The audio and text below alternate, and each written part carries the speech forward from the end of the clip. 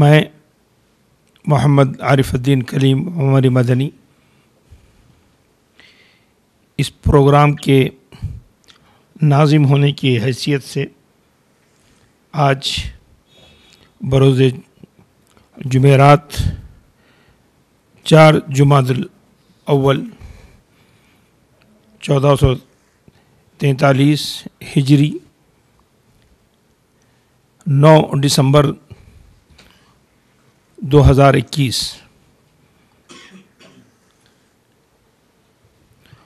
میں اس وقت فضیلت الشیخ عبدالہادی عمری مدنی حفظہ اللہ آڈیٹوریم میں موجود تمام علماء کرام، مہمانان کرام کا میں تہہ دل سے خیر مقدم کرتا ہوں۔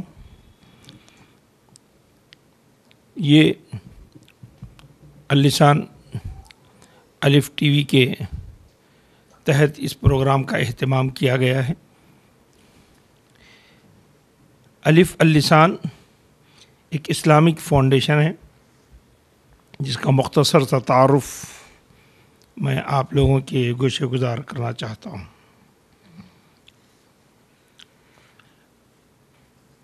یہ اللسان فاؤنڈیشن دینی ایکٹیویٹیز کے لیے جانا مانا ادارہ ہے۔ یہاں پر علماء کرام کے خطابات، اصلاحی تقریریں، دعویٰ ورکشاپ، جمعہ کے خطبے، teachers training program, Islamic counselling, Islamic school management course, free Quran courier کے ذریعے نان مسلم افراد کو آن لائن طلب کرنے پر فراہمی، الف ٹرسٹ کے تحت ہر منگل راشن تقسیم کیا جاتا ہے۔ راشن ڈسٹریبیوشنز کا سسٹم ہے۔ ہر جمعہ فوڈ ڈسٹریبیوشنز یعنی تیار شدہ کھانا، اولڈ ایج ہوم وغیرہ میں لنچ کا arrangement, food distributions, children government children hospital میں بچوں کے لیے فروٹ ڈسٹریبیوشنز تقسیم کا انتظام کیا جاتا ہے۔ خان ایڈوکیٹس ایسوسیٹ کے تحت لیگل اویئرنیس پروگرامز منعقد کیے جاتے ہیں اور فری آف کاسٹ ازدواجی تعلقات میں جہاں ناہمواری ہوتی ہے ان کے اندر انڈرسٹینڈنگ، مصالحت کروانے کے لیے مشورے اور کوئی درمیانی راہ نکالنے کی کوشش کی جاتی ہے۔ کسی کا انتقال ہو گیا ہو اور میت کے افراد یا خاندان غریب ہوں تو اس کی تجہیز و تکفین کا مکمل سیٹ، ساری ضروریات کا اہتمام یہاں سے کیا جاتا ہے۔ اس کے علاوہ معمر علماء کرام جن کی عمر 50 سال سے زیادہ ہو اور مالی حیثیت کمزور ہو تو ان کے لیے بھی مالی تعاون یا اسٹیفنڈ، ماہانہ اسٹیفنڈ دیا جاتا ہے۔ اس کے علاوہ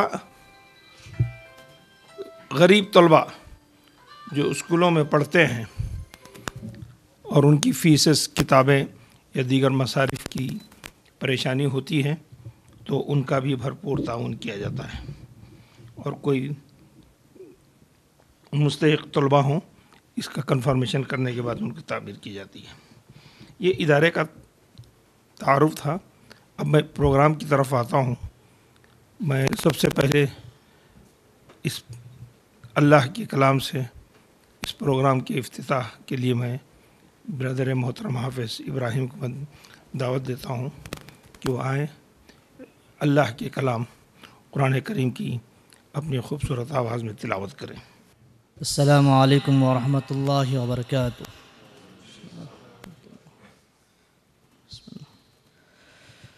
اعوذ باللہ من الشیطان الرجیم، بسم اللہ الرحمن الرحیم۔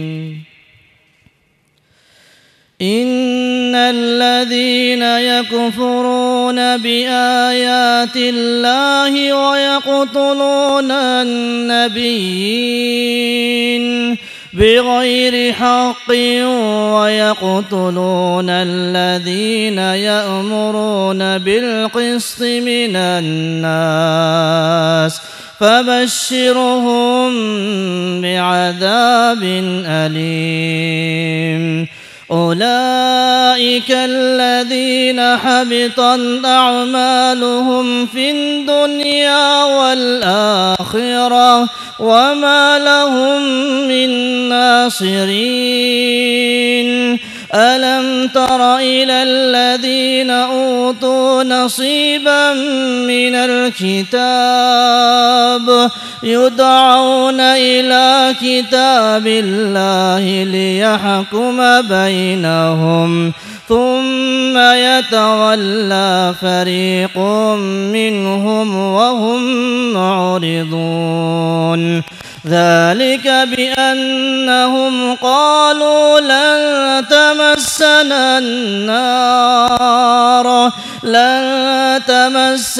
النار إلا أياما معدودات وغرهم في دينهم ما كانوا يفترون۔ فكيف إذا جمعناهم ليوم لا ريب فيه ووفيت كل نفس ما كسبت وهم لا يظلمون۔ قل اللهم مالك الملك تؤتي الملك من تشاء قل اللهم مالك الملك تؤتي الملك من تشاء وتنزع الملك ممن تشاء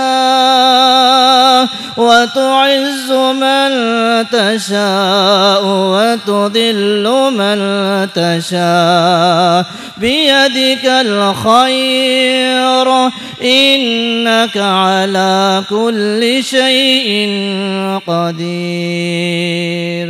السلام علیکم ورحمۃ اللہ وبرکاتہ۔ اب میں بڑے ہی ادب و احترام کے ساتھ آپ کو زحمت دیتا ہوں کہ وہ آئیں، علماء کرام کی ذمہ داریوں پر اپنے گراں قدر خیالات کا اظہار فرمائیں۔ جزاکم اللہ خیرا ولیتفضل مشکور۔ الحمد للہ رب العالمین وصلی اللہ وسلم علی نبینا محمد وعلی آلہ وصحبہ اجمعین ومن تبعہ بإحسان الی یوم الدین، اما بعد۔ معزز بھائیو، میں اپنی یہ سعادت سمجھتا ہوں کہ آپ اہل علم کے ساتھ کچھ دیر مجھے گزارنے کا یہاں موقع فراہم کیا گیا۔ میں اس پرمسرت موقع پر الف فاؤنڈیشن اور اس سے وابستگان کا شکر گزار ہوں کہ انہوں نے ایک بہت ہی اہم موقع مجھے فراہم کیا، اور برادر عزیز شیخ محمد عارف الدین کلیم، چونکہ انہوں نے خود وضاحت کر دی ہے کہ فیملی کا بھی تعلق ہے، تو شاید کچھ باتیں وہ بھی یہ کہہ گئے جو میرے اندر نہیں ہیں۔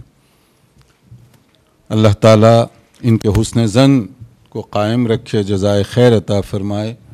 میں عموماً تعارف کو نہیں پسند کرتا، مگر انہوں نے جو بات کہی اور جو عنوان مجھے بھیجا گیا آج کی اس نشست میں گفتگو کرنے کا، شاید اس سے کوئی صلہ ہو، اس لیے میں بہت بڑے تحمل کے ساتھ ان کی گفتگو سن رہا تھا۔ جزاکم اللہ خیرا۔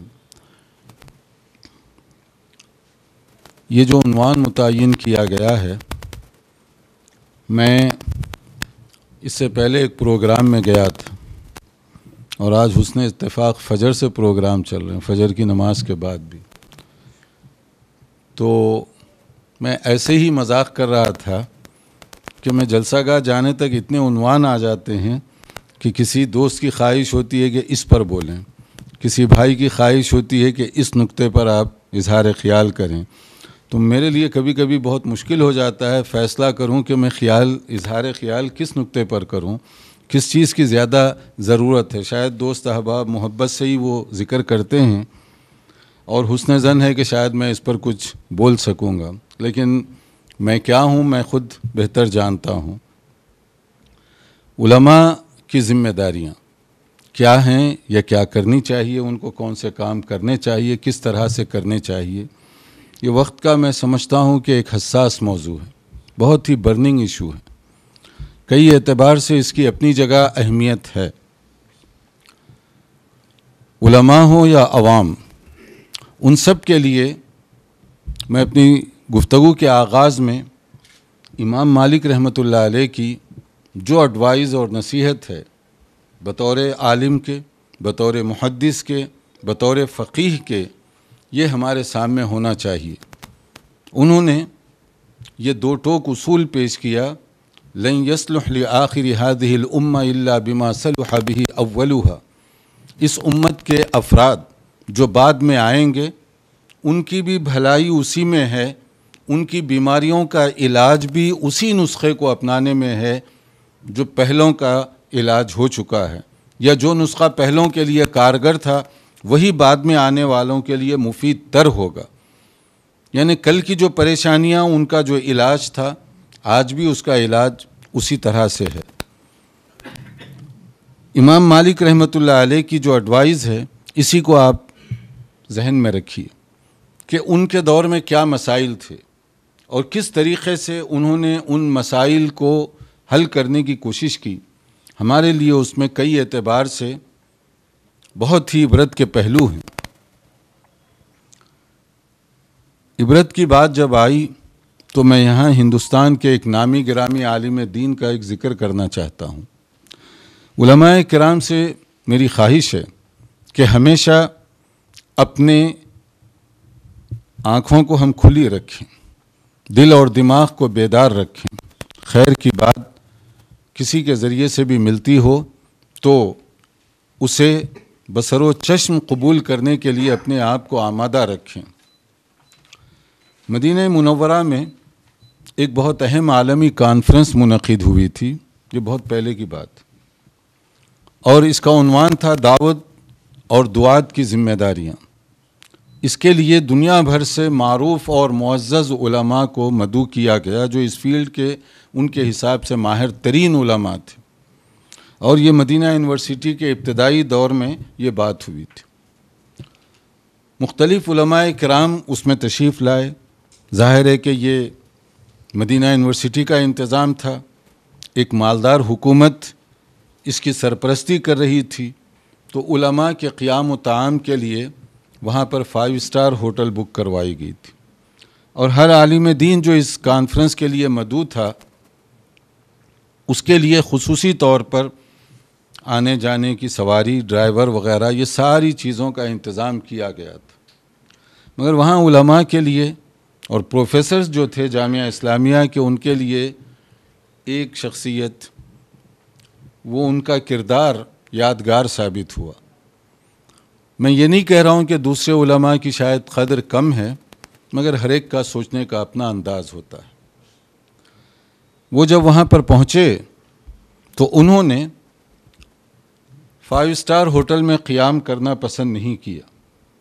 انہوں نے کہا کہ میں عام طور پر جب مدینہ منورہ آتا ہوں، یہاں میرے واقفین ہیں، ان کے ساتھ میں قیام کرتا ہوں، تو انہی کے گھر میں ایک کمرہ ہے تو میں وہیں پر ٹھہر جاؤں گا، مجھے وہ 5 اسٹار ہوٹل نہیں چاہیے، کسی اور کے کام آ جائے گی.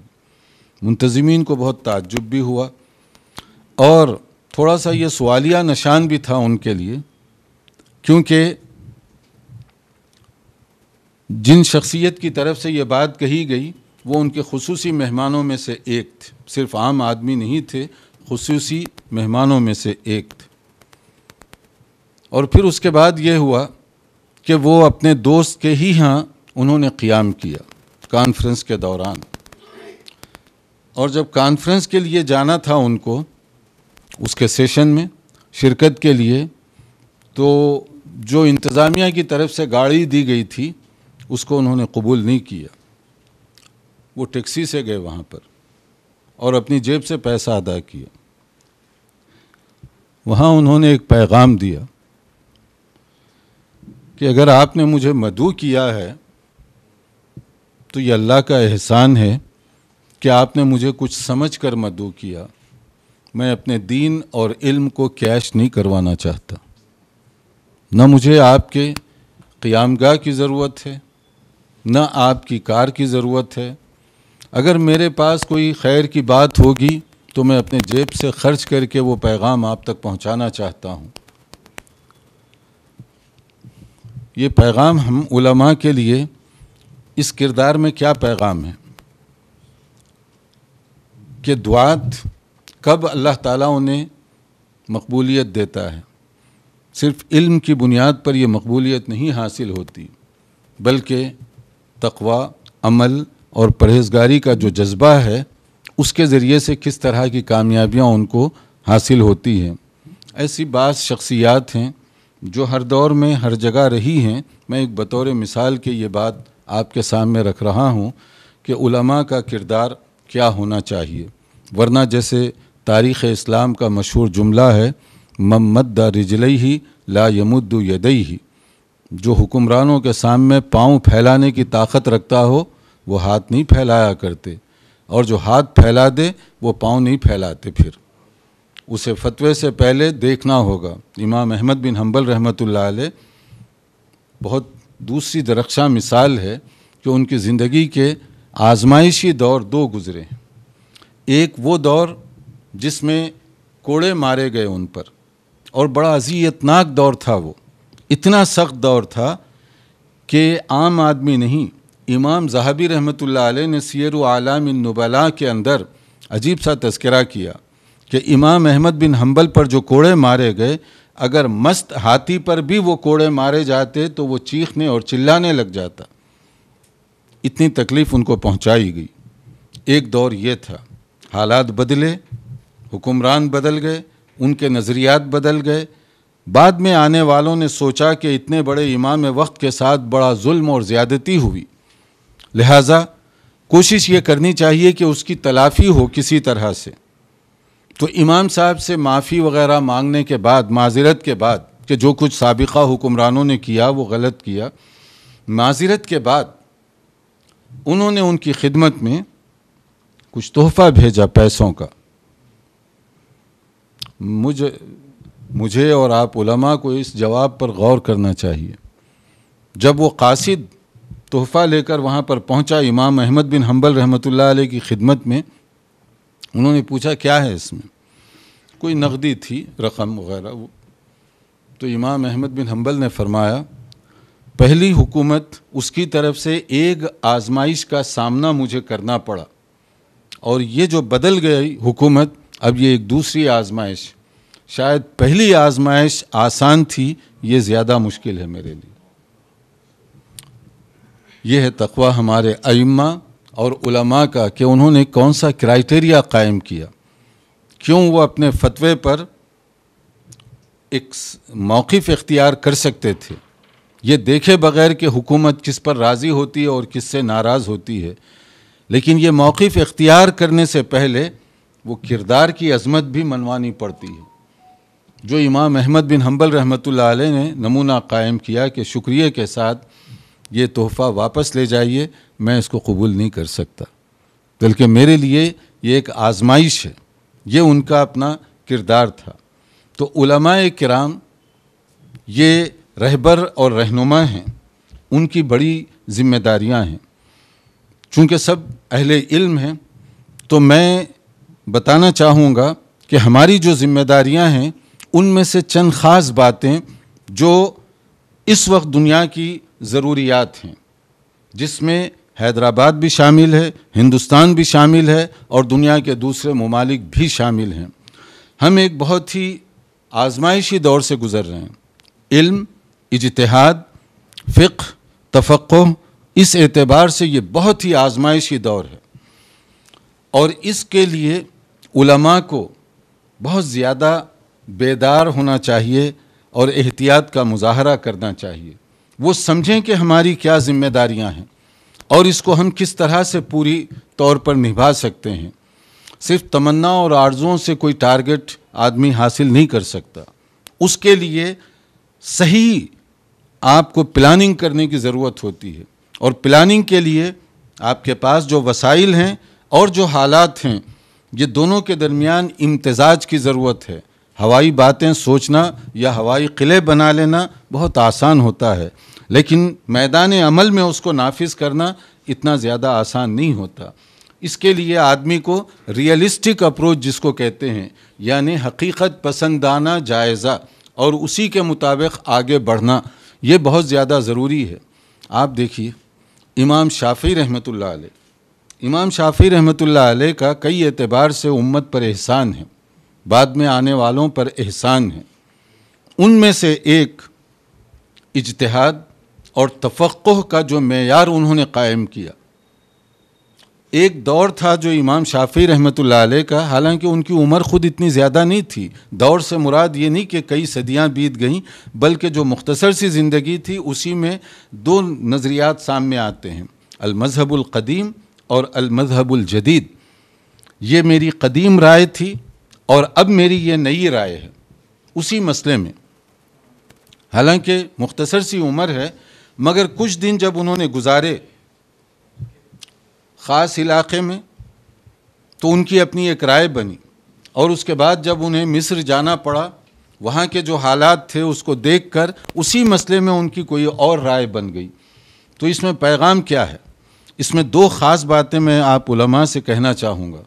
پہلی چیز تو یہ ہے کہ آپ فقہی مسائل کو اپلائی کیسے کریں گے اور کہاں کریں گے، کیونکہ آپ اگر سائنس سے واقف ہیں تو اس میں ایک قانون ہے اپلیکیشنز کا، کہ ایک تھیوری ہے اور اس کو انطباق کہاں کیا جائے گا اور کیسے کیا جائے گا، یہ باقاعدہ اس کی ٹریننگ دی جاتی ہے، کیونکہ اصول اور نظریات میں اور عملی چیزوں میں بہت بڑا فرق ہوتا ہے۔ مگر اجتہادی مسائل یا فقہ کے اندر علماء نے اس کو چھوڑ دیا کہ تطبیق کی شکل کیا ہے، کہاں کون سا مسئلہ کیسے اور کتنا اپلائی کیا جائے گا، اس کے لیے شاید جتنی پریکٹس کی ضرورت ہے، یا ہمارے سابقہ ائمہ نے جو کچھ کیا اس کو ہم شاید نظر انداز کر گئے۔ تو امام شافعی رحمۃ اللہ علیہ کی زندگی میں یہ دونوں چیزیں سامنے آتی ہیں کہ یہ المذہب الجدید میری اولڈ اوپینین ہے، اور اسی مسئلے کے اندر مصر جانے کے بعد میرا نظریہ بدل گیا۔ تو اس میں پیغام کیا ہے؟ ایک عالم دین کا حالات پر اس کی گہری نظر ہونی چاہیے کہ میں کس دنیا میں رہ رہا ہوں، وہاں کے تقاضے کیا ہیں، اور پھر وہاں کی کیا ضروریات ہے۔ ہو سکتا ہے کوئی فقہی ایسے مسائل ہوں جس میں ہندوستان کی ضرورت کچھ اور ہو، چائنا کی ضرورت کچھ اور ہو، ہندوستان کی ضرورت کچھ اور ہو اور یورپین ممالک کی ضروریات کچھ اور ہوں۔ اگر آدمی یہ کوشش کرے کہ ایک ہی فتویٰ ساری دنیا میں نافذ ہوگا تو گویا اس نے امام شافعی کو نہیں سمجھا، چاہے وہ 1000 بار عقیدت سے ان کا نام لے۔ اور اسی طرح اور دیگر جو ائمہ اور محدثین گزرے ہیں، ان کو شاید وہ سمجھنے میں اس نے غلطی کی ہے یا اس کا حق ادا نہیں کیا۔ تو ایک چیز تو یہ ہے کہ ہم علمی بصیرت اپنے اندر پیدا کریں، گہرائی پیدا کریں، اور دوسرا یہ ہے کہ اس کو اپلائی کیسے کریں گے، اس کی بہت زیادہ ضرورت ہے، اور یہی ہمارا ایک کمزور پہلو ہے۔ اور آج کل یہ جو کمزوری سامنے آ رہی ہے، اس کے مختلف اسباب میں سے ایک علماء کا عوام سے جیسے رابطہ ہونا چاہیے وہ اس طرح کا نہیں ہے۔ اس کے اسباب کیا ہیں وہ ایک تفصیلی موضوع ہے، لیکن باوجود جن کا آپس میں رابطہ ہونا چاہیے وہ اس طرح رابطہ ان کا نہیں ہے۔ دوسرے خود علماء کا عصر حاضر کے جو تقاضے ہیں اس سے شاید وہ لوگ اس طرح سے واقف نہیں جیسے انہیں واقف ہونا چاہیے۔ تو اس لیے وہ جو رائے دیتے ہیں تو بعض اوقات اس رائے کے اندر بہت جھول سا دکھائی دیتا ہے۔ اسی لیے کچھ لوگوں نے یہاں پر یا آج کل ایک نئی اصطلاح شروع کی ہے جس کو میں پسند نہیں کرتا، مگر یہ اصطلاح چل پڑی ہے، علماء اور برادرز، علماء اور برادرز کا فتنہ۔ بعض لوگوں نے آگے بڑھ کر یہاں تک کہا، تیسرے اس پر کچھ لوگوں نے کہا برادرز کا فتنہ۔ یہ فتنے کا لفظ جو ہے بہت بے محل ہے یہاں پر اور بہت غلط ہے۔ دینی تعلیمات اس طرح ہمیں اجازت نہیں دیتی کہ اس طرح کی بات اور اس طرح کے الفاظ استعمال کریں، خاص طور پر علماء کرام۔ اللہ تعالیٰ نے مختلف لوگوں میں مختلف صلاحیتیں رکھی ہیں۔ اگر کسی آدمی کے اندر کوئی خاص قسم کی صلاحیت ہے تو آپ اعتراف کیجئے، اس کو بھرپور کام کرنے کا موقع دیجئے، اور جس آدمی کے اندر، جس شعبے کے اندر کوئی صلاحیت پائی جاتی ہو، وہ یہ نہ سمجھے کہ میں ہر شعبے میں ماہر بن گیا ہوں، یہ اس کی بھی غلطی ہوگی۔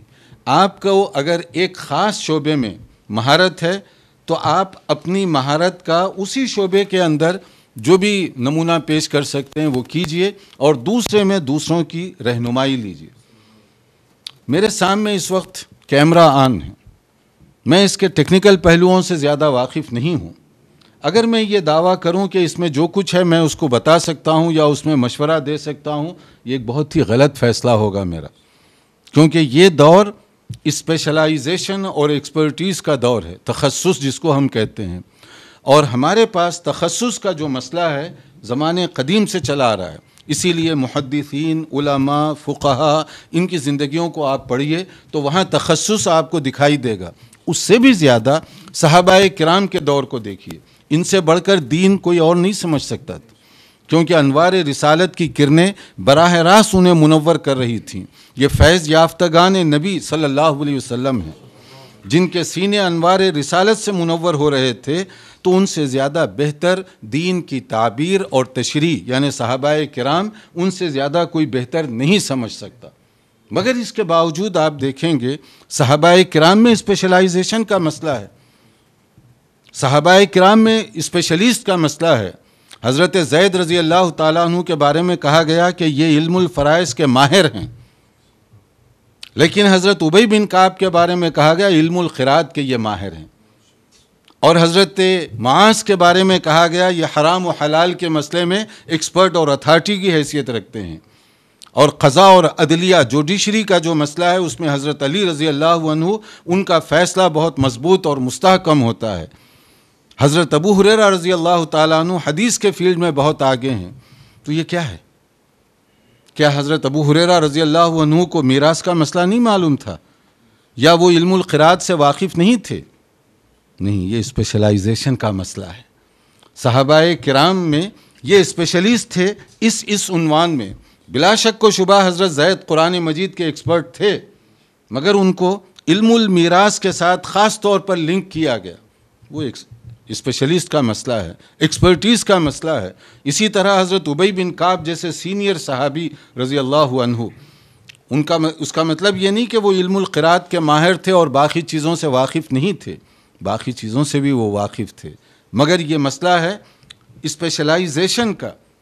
تو اگر صحابہ کرام کے دور میں ایکسپرٹس اور اسپیشلسٹ کا مسئلہ تھا تو بعد میں آ کر وہ مسئلہ پھیکا کیوں پڑ گیا؟ اب یہ صورتحال بن گئی کہ سوال ختم ہونے سے پہلے آپ جواب دیجئے، سوال سمجھے بغیر جواب دینے کی کوشش کیجئے۔ آپ کو نہیں معلوم کہ سوال کے کیا اس کی اپلیکیشنز ہیں، لیکن آپ جواب دینا ضروری سمجھتے ہیں۔ آپ پڑھیے ائمہ اور فقہاء کو، خود امام مالک رحمۃ اللہ علیہ، کتنے مسائل ہیں جس میں وہ کہتے ہیں لا ادری، لا اعلم، آئی ڈونٹ نو۔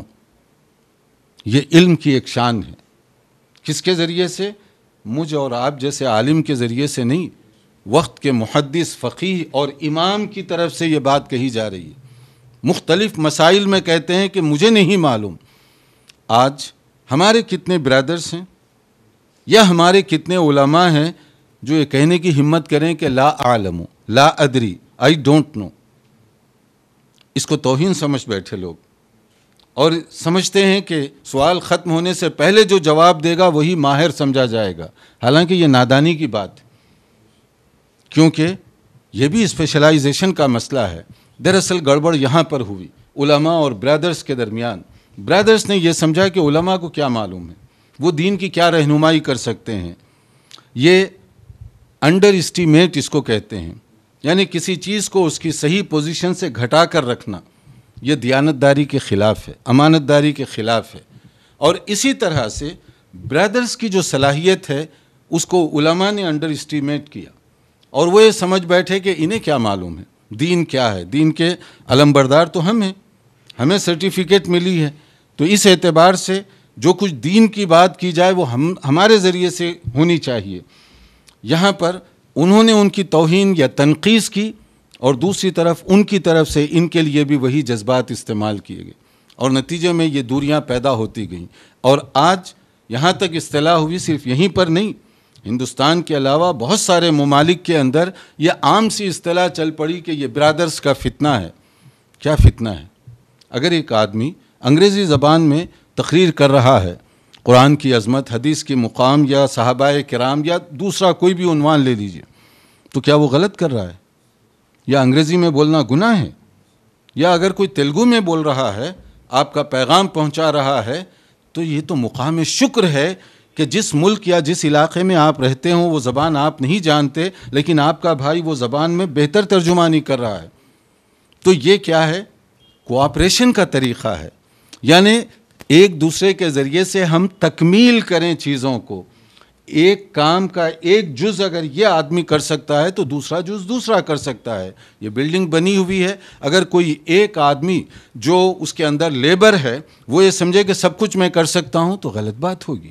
لیبر اس کا اپنا ایک مقام ہے، لیکن انجینئر اس کا اپنا ایک مقام ہوگا، آرکیٹیکٹ اس کا اپنا ایک مقام ہوگا. یہ سب لوگوں کے ایفرٹ سے بلڈنگ کھڑی ہوتی ہے. لیکن اگر اس میں ان لوگوں کو حذف کر دیا جائے تو سمجھا کیا جائے گا؟ کیا انجینئر ساری بلڈنگ کھڑا کر سکتا ہے؟ یا آرکیٹیکٹ؟ حالانکہ اس نے پیسہ خرچ کیا، محنت کی، کئی سال کی اسٹڈی کی، لیکن کیا وہ بلڈنگ کھڑا کر سکتا ہے؟ یا اسی طرح کوئی ممکن ہے کہ ایک لیبر اس طرح سے خود ہی مزدور ساری کی ساری بلڈنگ کھڑا کر دے؟ نہیں. اس میں ہر ایک کی صلاحیتوں کا صحیح استعمال ہو تب بلڈنگ میں مضبوطی آئے گی. پلان بھی صحیح کیا جائے، آرکیٹیکٹ اس کے مطابق نقشہ بھی صحیح بنائے، اور اس کے بعد میں جو لوگ بھی جو وہ کام کر سکتے ہیں وہ اپنی طور پر جتنا وہ کام کریں گے اور جتنی ان کی صلاحیت ہے وہ ڈالیں گے، تب جا کر بلڈنگ میں مضبوطی پیدا ہوگی.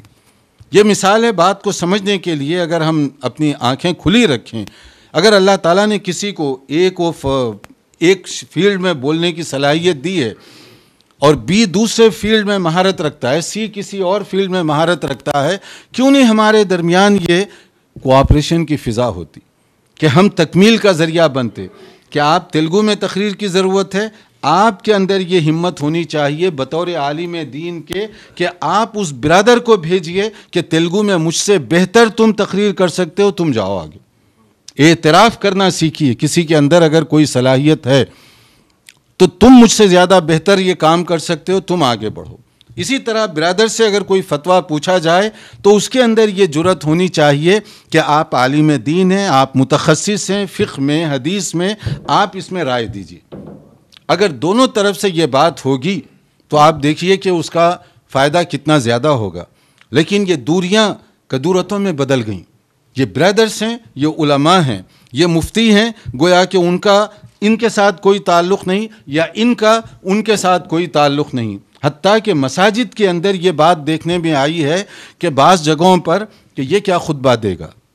اگر وہ تقریر کر سکتا ہے تو کیا خطبہ دینے کے لیے کوئی اور خاص صلاحیت چاہیے؟ اگر وہ غیر مسلموں کو مسلمان بنا رہا ہے اور اللہ نے اس کے ذریعے سے کئی لوگوں کو قبول حق کی توفیق عطا فرمائی، اور پھر بھی آپ سمجھتے ہیں کہ وہ ممبر پر کھڑا نہیں ہو سکتا، یہ کیا مناپلی ہے؟ یہ شخصی استحصال ہے؟ کیا اس کی اجازت ہو سکتی ہے؟ تو اس لیے یہاں پر دونوں کو کھلے دل کے ساتھ جس میں جو صلاحیت ہے اس کا اعتراف ہونا چاہیے، اور اس کے ساتھ اگر کسی میں کوئی کمزوری ہو تو کمزوری، یہ جیسے میں نے کہا اسپیشلائزیشن کا دور ہے. آپ چلے جائیے کسی ہاسپٹل، ایک ڈاکٹر جب ہاسپٹل کے قابل ہوتا ہے کام کرنے کے ہاسپٹل میں، اس کے پیچھے لاکھوں روپے خرچ ہو چکے ہوتے ہیں. بہت بڑا سرمایہ ہوتا ہے جب جا کر وہ MBBS MS MD وغیرہ وغیرہ وہ بنتا ہے، ویسے ہی نہیں بن جاتا. پھر اس کا ذہن، پھر اس کی محنت اور کوشش. مگر اس کے باوجود کیا ہوتا ہے، کڈنی اسپیشلسٹ کبھی ہارٹ کے پیشنٹ کو ہاتھ نہیں لگاتا. اتنا خرچ کر کے وہاں پہنچنے کے باوجود کھلے طور پر وہ کہے گا کہ میرا جو شعبہ ہے وہ کڈنی کا ہے، میں ہارٹ دل کے امراض کی طرف نہیں دخل دوں گا اور میں اس کو دیکھوں گا بھی نہیں. اسی طرح سے اگر کوئی آدمی دل کا بیمار ہے تو کڈنی اسپیشلسٹ کے پاس جائیں تو وہ کہہ دے گا کہ گردوں کے بارے میں تو میں علاج کر سکتا ہوں لیکن دل کا آپ فلاں کے پاس جائیے. اگر ایک ڈاکٹر ہاسپٹل میں ہزارہ روپے خرچ کر کے پہنچتا ہے مگر اعتراف کر رہا ہے کہ اگر آپ کو فلاں شعبے میں کوئی علاج کروانا ہو تو اس کا اسپیشلسٹ فلاں ہے، میں نہیں ہوں. یہ ڈاکٹر کہتا ہے کہ میں نہیں ہوں، فلاں ہے. ہم علماء کیوں نہیں کہنا سیکھتے یہ؟ یا ہمارے ہاں جو وائزین یا برادرز ہیں وہ کیوں نہیں یہ کہنا جانتے کہ اس شعبے کے اندر فلاں عالم دین زیادہ ماہر ہے، آپ اس سے رہنمائی لیجئے. اس کو کسر شان کیوں سمجھ بیٹھے ہم؟ اور یہ کسر شان سمجھنے کا نقصان اس وقت جو سامنے آ رہا ہے کہ لوگوں نے یہاں تک کہہ دیا کہ یہ گویا کہ ایک فتنہ ہے. یہ فتنہ ہم نے پیدا کیا.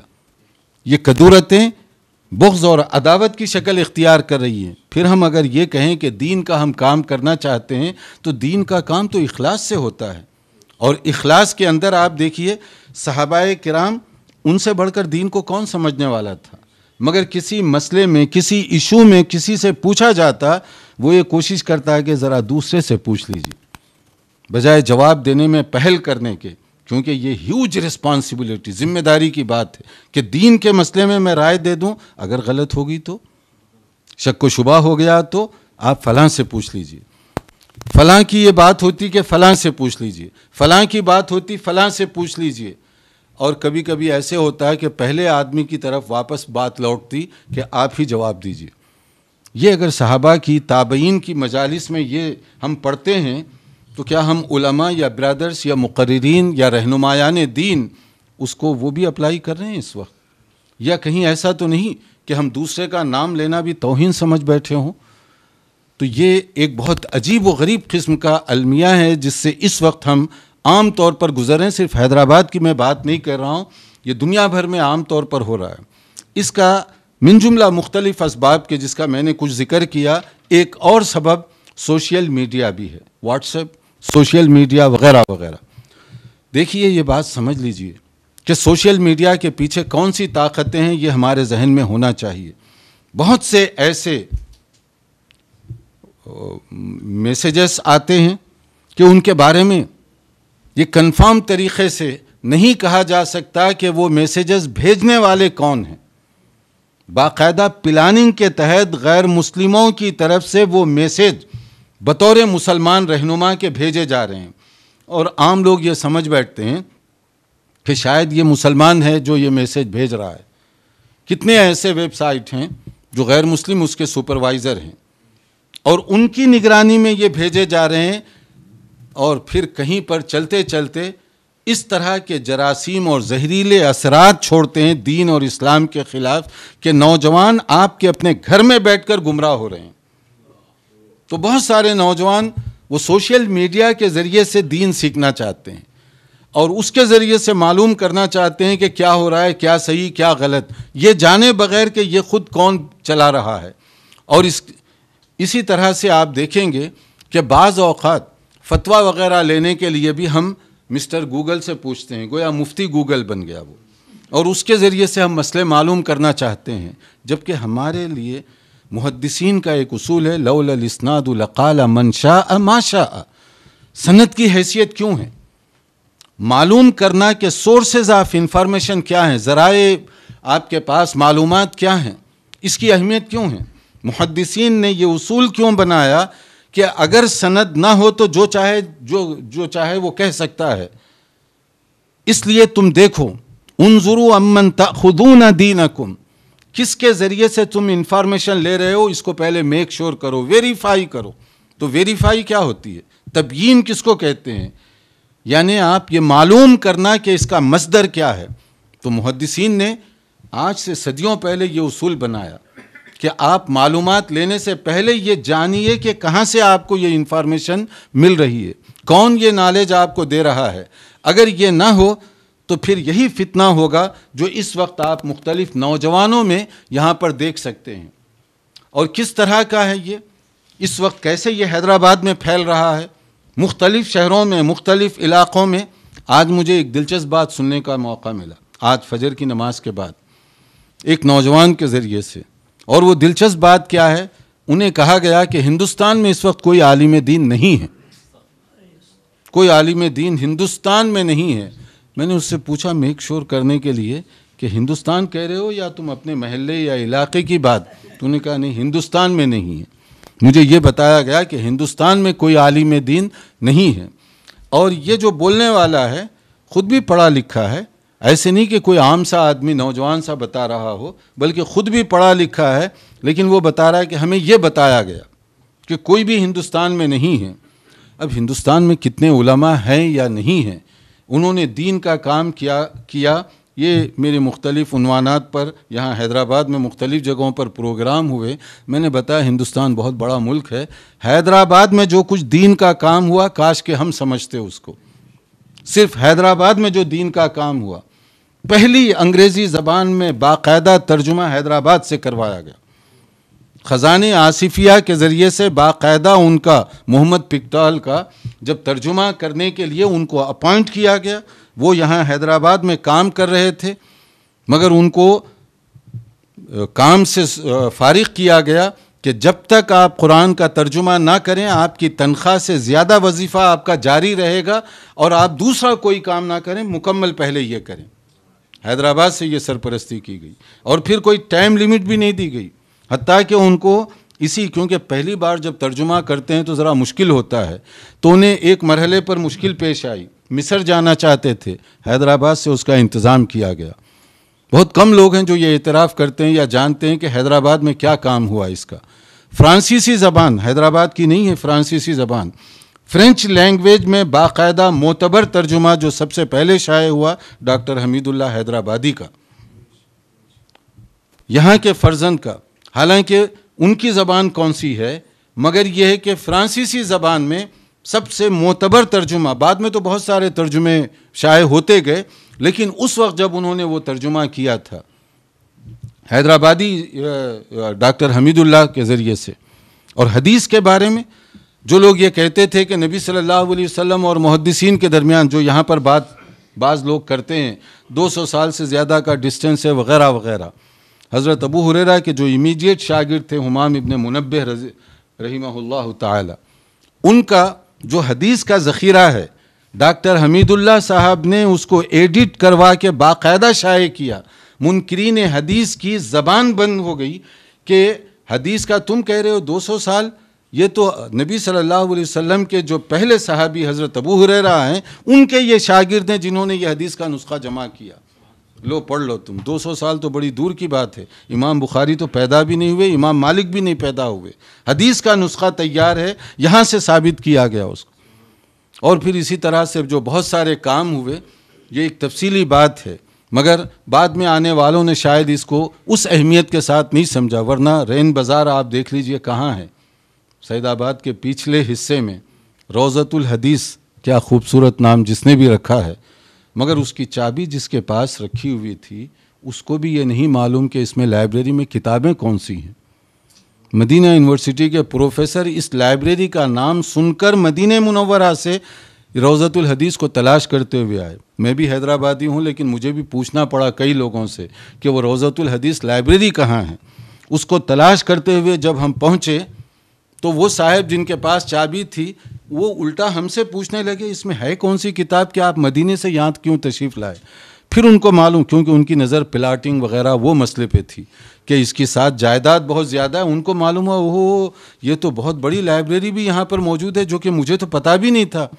خیر وہ ایک دوسری داستان ہے، لیکن میں کہہ یہ رہا ہوں کہ حیدرآباد میں کیا کام ہوا۔ مکتبہ سعیدیہ کتنی دور ہے، معظم جاہی مارکیٹ کتنی دور ہے، اور کون سی کتابیں ان کے پاس تھیں، اور کس طریقے سے انہوں نے اس دور میں وہ کتابیں جمع کیں، اور اس کے بعد میں کہاں کہاں وہ چیز، وہ نور علم پہنچا، پھیلایا گیا یہاں سے۔ تو آپ کہتے ہو کہ ہندوستان میں کوئی عالم نہیں ہے، ان کا نام سن کر لوگ یہاں پر آ رہے ہیں اور ان کے کام سے واقف ہونے کی کوشش کر رہے ہیں۔ ایک میں دلچسپ بات سنانا چاہتا ہوں، کیونکہ میں حیدرآباد میں اس وقت بات کر رہا ہوں۔ عثمانیہ یونیورسٹی کے وائس چانسلر کی ایک بات، وہ یہ ہوا کہ ابھی ماضی قریب میں وہ وائس چانسلر مڈل ایسٹ کے دورے پر گئے اپنے کسی سرکاری کام سے۔ تو جب وہ مڈل ایسٹ کے دورے پر گئے تو مختلف جگہوں پر جیسے تعارف وغیرہ کروایا جاتا ہے، تو ان سے کہا گیا کہ یہ عثمانیہ یونیورسٹی کے وائس چانسلر ہیں۔ تو وہاں پر ان کا عجیب و غریب قسم کا استقبال کیا گیا۔ عثمانیہ یونیورسٹی یعنی دائرۃ المعارف کے، وہ اٹھ کر ان کا استقبال کرنے لگے۔ ایک جگہ ایسے ہی ہوا، دوسری جگہ ایسے ہی اتفاق ہوا، دائرۃ المعارف۔ تو پھر اس کے بعد وائس چانسلر صاحب کو خود معلوم کرنا پڑا کہ میرے ڈپارٹمنٹ میں آخر دائرۃ المعارف ہے کیا، کہ میرا تعارف کا ذریعہ دائرۃ المعارف بنا، جبکہ میں اس کا وائس چانسلر ہوں پوری یونیورسٹی کا، اور مجھے اس کی عظمت کا اندازہ نہیں ہے۔ کیوں دائرۃ المعارف کی اتنی اہمیت ہوئی تھی؟ اس لیے کہ اس دور میں یہاں کے علماء نے وہ کام کیا تھا ریسرچ کا، جب لوگوں کے پاس علم نام کی چیز نہیں تھی، خاص طور پر حدیث اور اس سے متعلقہ جو مواد ہیں اس کا ان کے پاس علم نہیں تھا، مگر یہاں سے وہ کام کیا گیا۔ اسی لیے جب دائرۃ المعارف العثمانیہ آتا ہے تو لوگ عظمت سے جھک جاتے ہیں کہ یہ بہت بڑا ادارہ ہے جس کے یہ وائس چانسلر ہیں۔ اس کے بعد آ کر اس نے دائرۃ المعارف کو بھی بڑا خوب مقام دیا کہ اگر یہ اتنا بڑا ادارہ ہے اور اس کی وجہ سے ساری یونیورسٹی کا مڈل ایسٹ میں نام ہے، ہم تو اس کو اگنور کیے ہوئے تھے جیسے کوئی شعبہ ہی نہیں ہے یہ، کیونکہ بیچارے علماء مولوی حضرات وہ اسی طرح سمپل حالت میں آتے ہیں۔ اور میں اپنی ایک گواہی دیتا ہوں، ہمارے مدینہ یونیورسٹی کے لیکچر کے دوران ایک بہت بڑے پروفیسر ہے سیریا کے، جو اب ان کی وفات ہوگی، تو وہ ایک دورے پر آئے ہوئے تھے حیدرآباد۔ انہوں نے دوران لیکچر یونیورسٹی میں ایک بات کہی کہ میں یہ دائرۃ المعارف کی بات، کہ جو لوگ کہہ رہے ہیں کہ حیدرآباد میں نہیں پورے انڈیا میں کوئی عالم نہیں، ذرا سن لیں وہ، کہ انہوں نے کہا دوران لیکچر، اور بہت بڑے نامی گرامی پروفیسر کی میں بات کر رہا ہوں، تو انہوں نے کہا کہ میں دورے پر گیا ہوا تھا تو مختلف ہندوستان کے شہروں میں، تو وہاں سے مجھے عثمانیہ یونیورسٹی اور دائرۃ المعارف بھی جانے کا اتفاق ہوا۔ اب طلباء کو وہ بتا رہے ہیں، وہ کہہ رہے ہیں کہ میں اپنی یہ دونوں آنکھوں سے دیکھی ہوئی بات تمہیں سنا رہا ہوں، سنی سنائی بات نہیں، میں نے جو کچھ دیکھا ہے، اتنے بڑے علماء جنہوں نے اتنی ریسرچ کی ہے، 22 سائیکل پر وہ آ رہے ہیں۔ اب وہ وہاں کا جو ماحول ہے، سعودی عرب کا ڈرائیور، آگے پیچھے ڈور کھولنے والا، شیوخ جب آتے ہیں، پروفیسر جب آتے ہیں تو ان کی اپنی ایک شان ہوتی ہے۔ وہاں وہ بتا رہے ہیں کہ اتنے بڑے بڑے علماء جن کی ہم کتابیں پڑھ رہے ہیں، جن کی ریسرچ سے ہم فائدہ اٹھا رہے ہیں، اور وہ بیچارے سائیکل پر آ رہے ہیں۔ وہ اپنے طلباء کو یہ سنا رہے ہیں کہ کتنے سیدھے سادے اور سمپل یہاں کے علماء ہیں، مگر ان کی ریسرچ دیکھیے کتنی زیادہ قیمتی ہے اور کتنی زیادہ اہم ہے۔ اب اس کے بعد اگر کوئی آدمی کم سے کم ہمارے سامنے یہ کہے کہ ہندوستان میں کوئی عالمی نہیں ہے، تو باپ بتائیے کہ اس کا علاج کیا ہو سکتا ہے؟ مگر یہ ایک فتنہ ہے، اور یہ پھیلایا جا رہا ہے، اور یہ باور کروایا جا رہا ہے کہ یہاں پر عالم جس کو کہتے ہیں کوئی عالم نہیں ہے۔ اس کے اندر جہاں مختلف چیزوں کو آپ بلیم دے سکتے ہیں، وہاں ایک سوشل میڈیا بھی ہے، اور دوسرا علماء کرام کا عوام سے جیسے رابطہ ہونا چاہیے وہ اس طرح کا رابطہ نہیں ہے۔ اس لیے عموماً یہ غلط فہمی پیدا ہو گئی، اور ایسے ہی کچھ لوگ جو ایکسٹریم غلو، افراط اور تفریط میں مبتلا ہوئے، بعض اپنے نظریات وغیرہ کی وجہ سے، جیسے یہاں کے کچھ نوجوانوں کو میں نے دیکھا اور سنا ہے، جبکہ غلو یہ اسلامی مزاج کے خلاف ہے، یہ اسلامی تعلیمات کے خلاف ہے۔ اسی غلو ایکسٹریمزم کا نقصان کیا ہوا؟ اس ایکسٹریمزم کا نقصان یہ ہوا کہ سب سے پہلا اور باقاعدہ جو فتنہ پیدا ہوا صحابہ کرام کی موجودگی میں، وہ خوارج کا فتنہ تھا۔ اور خوارج کے فتنے میں کیا ہوا؟ یہی غلو تو کام کیا وہاں پر، ایکسٹریمزم۔ کس کے خلاف؟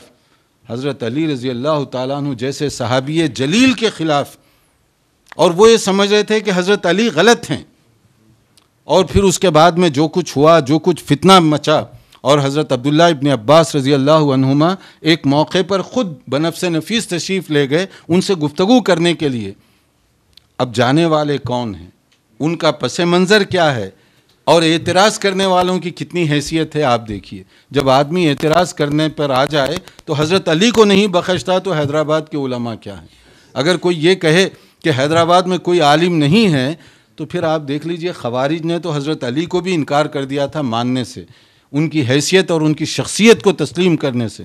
حضرت عبداللہ ابن عباس رضی اللہ عنہما وہاں گئے، ان کے ساتھ گفتگو کی. جو سنجیدہ مزاج کے لوگ تھے کچھ ان کی باتوں سے مطمئن ہوئے، شرمسار ہوئے، وہ واپس آ گئے صحیح ٹریک پر، اور بہت سارے لوگ ایسے تھے جو انکار کر دی. گویا کہ حضرت ابن عباس رضی اللہ عنہما جن کے لیے نبی صلی اللہ علیہ وسلم نے خصوصی طور پر دعا فرمائی تھی، اگر ان کی بات سننے کے لیے وہ تیار نہیں ہوئے تو آدمی جب ضد بازی پر آتا ہے اور کم علمی کے باوجود یہ سمجھ بیٹھتا ہے کہ میں جانتا ہوں، تو وہ دیکھیے کتنی بڑی بڑی غلطیاں کرتا ہے. اور کیا نقصان ہوا اس کا، اس کے اس واقعے سے آپ خوارج کا حضرت عبداللہ ابن عباس رضی اللہ عنہما کی جو بات چیت ہوئی اس کو آپ ذہن میں رکھیں. بالآخر یہ فتنہ کتنا پھیلا اور کتنے صحابہ کرام کو انہوں نے شہید کیا تھا. یعنی یہ ایکسٹریمزم کی ایک بدترین قسم کی مثال ہے. کیا صحابہ دین نہیں سمجھ رہے تھے؟ کیا صحابہ کو دین پر عمل کرنے میں کوئی تردد تھا؟ مگر اس کے باوجود خوارج نے کس طرح کا ان کے ساتھ معاملہ اور سلوک کیا. اسی لیے اب ایک حدیث آپ ذہن میں رکھیے تاکہ ہمیں معلوم ہو کہ منہج میتھڈالوجی کی اہمیت کیا ہے، علماء کو بھی، عوام کو بھی، برادرز کو بھی اور سب کو. اور یہ تفریق نہیں ہونی چاہیے، اس کو سمجھنے کی ضرورت ہے یہاں پر کہ کیا ہے وہ من عمل عملا لیس علیہ امرنا فہو رد. عموماً ہم مسجد میں عبادت کے مرحلے پر یہ حدیث سنایا کرتے ہیں، حالانکہ اس کا تعلق صرف عبادات کے ساتھ نہیں، معاملات، لین دین، کاروبار، زندگی کے مختلف شعبوں سے تعلق رکھنے والی یہ حدیث ہے. من عمل عملا لیس علیہ امرنا فہو رد. کوئی ایسا کام کرو گے جس کا ہم نے حکم نہیں دیا، وہ ریجیکٹ کر دیا جائے گا، رد کر دیا جائے گا، اس کا کوئی فائدہ نہیں ہوگا. یہ نہیں ہے کہ صرف نماز کے مسئلے میں، کاروبار میں بھی یہی حدیث اپلائی ہو رہی ہے، مارکیٹنگ کے اصول بھی یہی، اور دوسری جو شعبہ زندگی ہیں وہاں پر بھی یہی حدیث ہمارے سامنے ہونی چاہیے. کاروبار کی بات آئی تو میں آپ کو بتاؤں کہ یہ اسپیشلائزیشن کا جو مسئلہ ہے، لندن میں ایک موقع پر تقریر کرتے ہوئے وہاں کے سابق پرائم منسٹر گورڈن براؤن نے ایک عجیب سی بات کہی تھی. لندن دنیا کی اکانومی کے لیے باب الداخلہ ثابت ہوگا، یعنی اسلامی فائنانس کے لیے پوری دنیا کا باب الداخلہ لندن ثابت ہوگا. یہ انہوں نے کہا تھا. انہیں اسلام سے محبت نہیں ہے، لیکن اسلام کا جو نظام ہے، پیسوں کا مالی جو نظام ہے، اس کو انہوں نے کس طرح سے اپریشیٹ کیا، اور پھر اس کے پیچھے مسلمانوں کی اپنی دولت کہ اس کے لیے انہیں رولز بنانے پڑے، قاعدہ اور قانون بنانا پڑا. اور بعض یونیورسٹیز کے اندر اسلامک فائنانس ماسٹر اور پی ایچ ڈی اس میں دی جاتی ہے، لیکن معلوم ہے کہ وہ ماسٹر اور پی ایچ ڈی کی ڈگریاں کون لے رہے ہیں وہاں پر؟ موسٹلی غیر مسلم. تھیسس پر لکھا ہوا ہے پریپیئرڈ بائی، یعنی وہ پی ایچ ڈی کا مقالہ یا ایم ایس سی کا مقالہ وہ تیار کرنے والا سو اینڈ سو ریڈی نام کے ساتھ. اب وہ حدیث کے اندر کتاب البیوع پڑھ رہا ہے، مارکیٹنگ کے اصول شرعی طور پر، فقہ کے اندر کتاب البیوع میں مہارت پیدا کر رہا ہے. اس سے باقی چیزیں کتاب الطہارہ، کتاب الصلاۃ وغیرہ اس میں کوئی دلچسپی نہیں ہے، کیونکہ یہ اس کا موضوع ہے نا، اس کی ضرورت ہے، اس کو ایک سبجیکٹ کی اس کو ضرورت ہے. اور یہ وہ سبجیکٹ ہے، عجیب اتفاق، کتاب البیوع، مارکیٹنگ کے اصول. علماء کی اکثریت اس کو اگنور کر دیتی ہے. ہم زور دے رہے ہیں کتاب الطہارہ، کتاب الصلاۃ، عبادات وغیرہ کے مسائل، لیکن کتنے علماء ہیں یا کتنے اور لوگ ہیں، مقررین، خطباء وغیرہ وغیرہ، جو اپنے دروس کے اندر یہ بھی عنوان کو اختیار کرتے ہیں. مارکیٹنگ کے اصول کیا ہیں شرعی طور پر، بینکنگ کے آداب کیا ہیں شرعی طور پر. کتنے لوگ اس پر روشنی ڈالتے ہیں، جبکہ وہ بھی حدیث کا ایک باب ہے، جس طرح کتاب الصلاۃ بھی ایک چیپٹر ہے. اس پر تو ہم زور دیتے ہیں، اچھی چیز ہے، مگر اس کو کیوں اگنور کر رہے ہیں؟ کہیں ایسا تو نہیں کہ اس کے بہت سے مسائل ایسے ہیں جس میں ہمارے بہت سارے دیندار طبقہ جو ہے وہ خود واقف نہیں ہے کہ اس کو اپلائی کیا کریں گے. جو بات میں نے کہی کہ اپلائی کرنا یہ بہت زیادہ ضروری ہوتا ہے. فقہ کے اندر یا حدیث کے اندر ہم یہ اگر پڑھ رہے ہیں تو اس کو مارکیٹ میں جا کر آپ اپلائی کر کے بتائیے کہ کون سی چیز کب جائز ہوتی ہے اور کون سی چیز ناجائز ہوتی ہے, اس کے کیا حدود ہیں. تو فقہ کے اندر جو بات میں بتا رہا تھا اس میں ایک بات تو یہ ہے کہ موجودہ جو ٹیمپرری ایشوز جس کو ہم کہتے ہیں, کنٹمپرری ایشوز, کہ عصر حاضر کے جو مسائل ہیں, تو ان مسائل کے اندر ہم لوگوں کی کیسے رہنمائی کریں گے. اس لیے یہاں ہمیں اسپیشلائزیشن کی ضرورت پیش آتی ہے. اور اگر کوئی آدمی کسی جگہ کا فتویٰ بغیر کسی بیک گراؤنڈ کے دوسری جگہ نقل کر رہا ہے تو وہ زیادتی کر رہا ہے. اس لیے کہ بعض چیزوں کا تعلق مقامی مسائل کے ساتھ بھی ہوتا ہے. اگر وہ مقامی مسائل اس کے سامنے نہ ہوں تو پھر وہ صحیح فیصلے پر نہیں پہنچ سکتا, کیونکہ یہاں کے کچھ مارکیٹ کے اصول ہوں گے, شاید سعودی عرب میں وہ نہیں ہیں, یا انگلینڈ میں جائیں گے تو وہاں کے کچھ اور حالات ہیں. اگر ایک ہی قسم کا فتویٰ سعودی عرب, انگلینڈ وغیرہ میں دیا جائے گا تو یہ غلط بات ہوگی. ہاں بعض چیزیں جیسے عبادات وغیرہ کا, وضو کے مسائل, نماز کے مسائل, یہ فتویٰ ساری دنیا میں ایک جیسا ہوگا. لیکن جہاں بعض چیزیں ایسی ہوں گی, آپ کہہ تو رہے ہیں کہ فلاں چیز جائز ہے اور فلاں چیز ناجائز, لیکن آپ کو یہ نہیں معلوم کہ یہاں کی مارکیٹ میں وہ ناجائز کام ہو بھی رہا ہے یا نہیں ہو رہا ہے, یا ہو رہا ہے تو کیسے اس سے بچنا چاہیے, اس کا متبادل کیا ہے. مثلا انگلینڈ کے اندر مثال کے طور پہ اگر کوئی سود نہیں لینا چاہتا تو پھر متبادل کیا ہے, اس کا الٹرنیٹیو کیا ہے. تو وہاں پر کچھ بینکس ایسے ہیں جو وہ شریعہ کمپلائنس وہ پروڈکٹ دیے ہوئے ہیں, یعنی اس شعبے میں کوئی مسلمان شریعت اسلامیہ کے مطابق عمل کرنا چاہے تو ہمارے پاس سہولت موجود ہے. اب اگر عالم کو یہ معلوم نہ ہو تو وہ یہ تو کہہ دے گا کہ یہ حرام ہے. اب آگے والا پوچھ رہا ہے ٹھیک ہے حرام ہے, میں بچتا ہوں, لیکن اس کے بعد میں کروں کیا. اگر آپ کی نظر نہ ہو اس کے متبادل پر تو آپ کیسے اس کی رہنمائی کر سکیں گے. تو اس سے ہمیں موجودہ جو حالات ہیں اس پر بھی نظر رکھنی یہ بہت زیادہ ضروری ہے. اور ایسے ہی ہمارے اندر اعتدال اور توازن, اس کی بہت زیادہ اہمیت, چیک اینڈ بیلنس. وہ دین جس میں عبادت کے مسئلے میں بھی افراط اور تفریط کی اجازت نہیں ہے, چاہے وہ نماز کا مسئلہ ہو, چاہے صوم کا مسئلہ ہو, وہاں پر یہ کیسے ممکن ہے کہ دیگر مسائل میں افراط اور تفریط کی اجازت دے دی جائے. تو ایکسٹریمزم اور اسلام دونوں ایک جگہ جمع نہیں ہو سکتے, دونوں اپوزٹ ہیں, ایک جگہ جمع ہی نہیں ہو سکتے. اگر وہاں ایکسٹریمزم ہوگا تو اسلامی تعلیمات ختم ہو گئی, اور اسلامی تعلیمات ہوں گی تو یہ غلو, انتہا پسندی یہ نہیں ہو سکتی. جبکہ ہمیں نبی صلی اللہ علیہ وسلم کی جو ہدایت ہے, ایاکم والغلو فی الدین, دین میں تم افراط اور تفریط سے بچو, غلو سے پرہیز کرو تم. اور یہ غلو کیا ہے, یہاں پر دیکھ لیجئے نوجوانوں کا جو بعض اوقات ہوتا ہے, وہ کافر ہے, وہ مسلمان ہے, وہ مبتدع ہے, وہ فاسق ہے, وہ منافق ہے. بھائی جان ذرا رکیے, یہ اصطلاحات ہیں, ٹرمینالوجیز, اور ٹرمینالوجیز کو پہلے سمجھیے.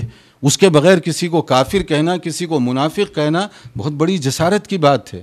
یہ ایسا نہیں کہ جس کو چاہے آپ منافق کہہ دیں, جس کو چاہے آپ کافر کہہ دیں, جس کو چاہے مبتدی کہہ دیں, دین سے خارج کر دیں, ایسا نہیں ہے. اصطلاحات جو ہوتی ہیں, ٹرمینالوجیز, اس کے رولز ہیں, اور اس کے بغیر اگر آپ ان کو استعمال کریں گے تو بہت بڑی حماقت آپ کر رہے ہیں. تو بعض لوگوں کو دیکھا گیا, حتیٰ کہ بعض, میں احترام کے ساتھ بعض علماء کو بھی دیکھا گیا کہ وہ کافر, فاسق, منافق وغیرہ یہ جو الفاظ ہیں بہت فریکوینٹلی استعمال کرتے ہیں. ایسے درست نہیں ہے, اس میں بہت زیادہ احتیاط کی ضرورت ہے. جو دین ہمارے لیے عبادت میں توازن, بیلنس کا سبق دے رہا ہے, اس دین کے اندر اس طرح کے الفاظ اور اس طرح کی باتیں درست نہیں ہو سکتی. اور نبی صلی اللہ علیہ وسلم کی جو تعلیمات ہیں, خود آپ خطبہ حجۃ الوداع اس کو آپ اچھی طرح سے پڑھ لیجئے.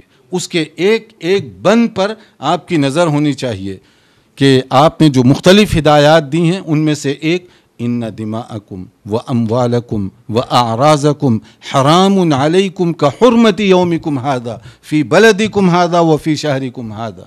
کہ ایک دوسرے کا خون، ایک دوسرے کی عزت جو ہم کھلواڑ کر رہے ہیں کہ کوئی ہندوستان میں عالم نہیں ہے، اور دوسری طرف کہ یہ ان کا فتنہ وہ ان کا فتنہ، جو الفاظ استعمال کیے جا رہے ہیں.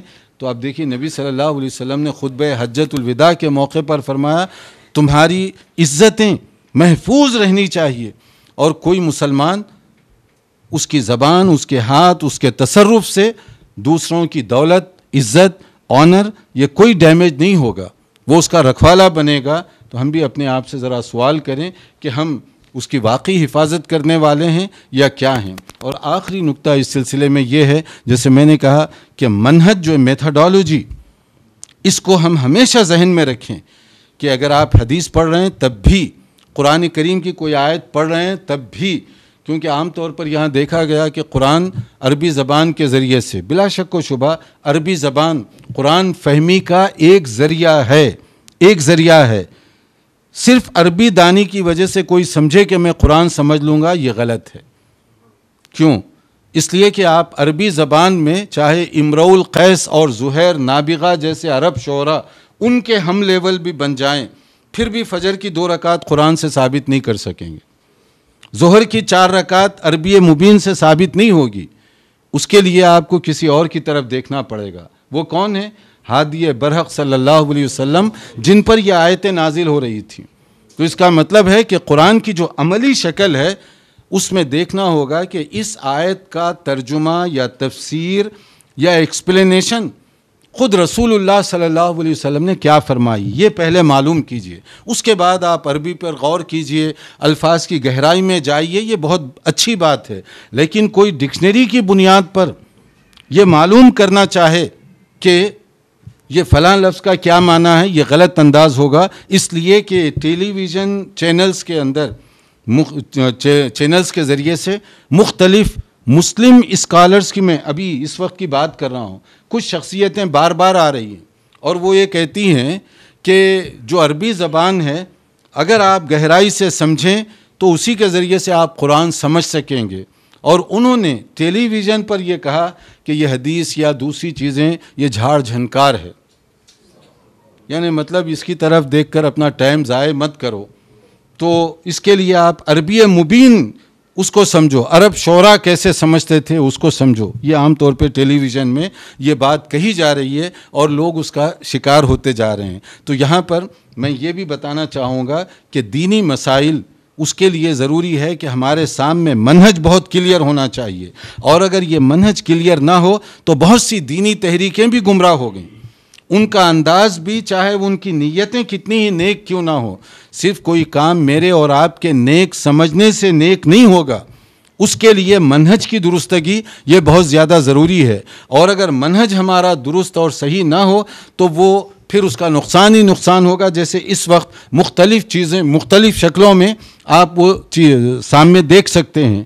اس لیے ہم اپنا جو منہج ہے، میتھڈالوجی، اس کو بھی ہم سمجھیں کہ صحابہ کرام دین کو کیسے سمجھا کرتے تھے، تابعین دین کو سمجھنے کا ان کا اپنا انداز کیا تھا، ائمہ اور فقہا جن کی پوری دنیا کے اندر شہرت ہے وہ دین کو کیسے سمجھا کرتے تھے. ہمیں بھی چاہیے کہ انہی کے نقش قدم پر چلیں، دین کو اسی طرح سے سمجھیں تاکہ غلطیوں سے ہم اپنے آپ کو سلامت رکھیں. ورنہ یہ باتیں بڑی اچھی خوبصورت لگتی ہیں کہنے میں، پوری دنیا میں اسلام نافذ کرنا ہم چاہتے ہیں، بہت اچھی بات ہے. 6 فٹ پر کے جسم پر آپ دین نافذ نہیں کرنا چاہتے لیکن دعویٰ ہے پوری دنیا پہ نافذ کریں گے. گھر کے چند افراد پر آپ دین نافذ کرنا نہیں چاہتے، نہیں کر سکتے یا مشکلات ہیں، لیکن دعویٰ ہے کہ پوری دنیا میں ہم نافذ کریں گے. کہنے میں یہ باتیں اچھی لگتی ہیں لیکن جیسے میں نے کہا کہ بعض چیزیں اپلائی کہاں کریں گے، کیسے کریں گے، پہلے گھر سے شروع کیجیے، گھر پر دین نافذ کیجیے، فیملی کے افراد پر دین نافذ کیجیے. جیسے قرآن میں یہی تو اسٹیپ بتائے گئے نا سورہ تحریم میں، یا ایھا الذین آمنوا قوا انفسکم واہلیکم نارا، یہ اسٹیپس ہیں. اور وہ اسٹیپس کیا ہیں کہ اپنے آپ کو جہنم کی آگ سے بچاؤ، اپنے اہل و عیال کو بچاؤ. پھر یہ دائرے کو آپ وسیع کرتے جاؤ. خود اپنے آپ کو نہیں بچائیں گے اور خود اپنے گھر والوں کو نہیں بچائیں گے لیکن دعویٰ ہے کہ دوسروں کو بچائیں. ایک یہاں کے نامی گرامی عالم دین نے ایک موقع پر لکھا تھا، بہت سے علماء امریکہ کے خلاف دھواں دار تقریریں کرتے ہیں، لیکن امریکہ کا ویزا اگر کھول دیا جائے 3 بجے سے جا کر کیوں لگائیں گے ویزا لینے کے لیے؟ تو اگر یہ اتنا بڑا دشمن ہے تو 3 بجے، ابھی تو آفس کھلنے میں گھنٹوں باقی ہے، وہاں کیوں لگا رہے ہیں آپ؟ تو اس کا مطلب آپ زبان سے کچھ کہہ رہے ہیں، عمل کچھ اور کہہ رہا ہے، یا آپ کے بچے وہاں اعلیٰ تعلیم کے لیے تو وہاں بیٹھے ہوئے ہیں اور آپ دنیا کے بچوں کو کہہ رہے ہیں کہ آپ امریکہ کے خلاف نعرے لگاؤ۔ تو یہ تضاد جو ہے، کنٹرڈکشن ہمارے عمل میں اور ہمارا جو بول ہے اس میں، اس کا یہ نقصان ہے کہ لوگ دین سے متنفر ہو رہے ہیں کہ آپ کچھ باتیں ایسی کرتے ہیں جو جذباتی طور پر تو اچھی لگتی ہیں مگر حقیقت سے اس کا تعلق بہت دور تک بھی نہیں ہے۔ تو ساری گفتگو کا خلاصہ یہ کہ علماء، جیسے امام مالک کی جو بات سے میں نے گفتگو شروع کی، کل جو بیماریوں کا علاج تھا، آج بھی ہماری بیماریوں کا علاج اسی نسخہ ربانی کو استعمال کرنے میں ہے۔ ہمارے لیے ضروری ہے کہ ہم اپنی آنکھوں کو کھلی رکھیں، دنیا میں جو تبدیلیاں ہو رہی ہیں جذباتی انداز نہیں بلکہ حقیقت پسندانہ انداز اختیار کریں، اور جو منہج تھا صحابہ کا، تابعین کا، ائمہ اور محدثین کا دین کو سمجھنے کے لیے، دین پر عمل کرنے کے لیے، اسی چیز کو ہم اپنے سامنے رکھیں تو بہت ساری غلطیوں سے ہم محفوظ رہ سکتے ہیں۔ اور جو یہ سنائی باتیں ہیں یا ایک دوسرے کے خلاف دلوں کے اندر نفرت اور کدورتیں پیدا ہو رہی ہیں، یہ نہیں بلکہ دین کا جو بھی کام جس فیلڈ سے بھی کرے تو اس کا اعتراف ہونا چاہیے، جس کی میں مثال دے رہا تھا کہ یہاں پر حیدرآباد میں جب سیلاب آیا، پانی کے اندر کچھ گھر ڈوبے ہوئے تھے، کون ان کی خدمت کر رہا تھا؟ یہ وہی نوجوان ہیں جن کو ہم شاید اتنی اہمیت نہیں دیتے، وہ جا کر پانی اتنی کمر تک ان کے پانی آ رہا تھا، وہاں جا کر ان کو دودھ دے رہے ہیں، ان کو پانی دے رہے ہیں، ان کو غذا دے رہے ہیں۔ کیا یہ ان کی خدمات قابل اعتراف نہیں؟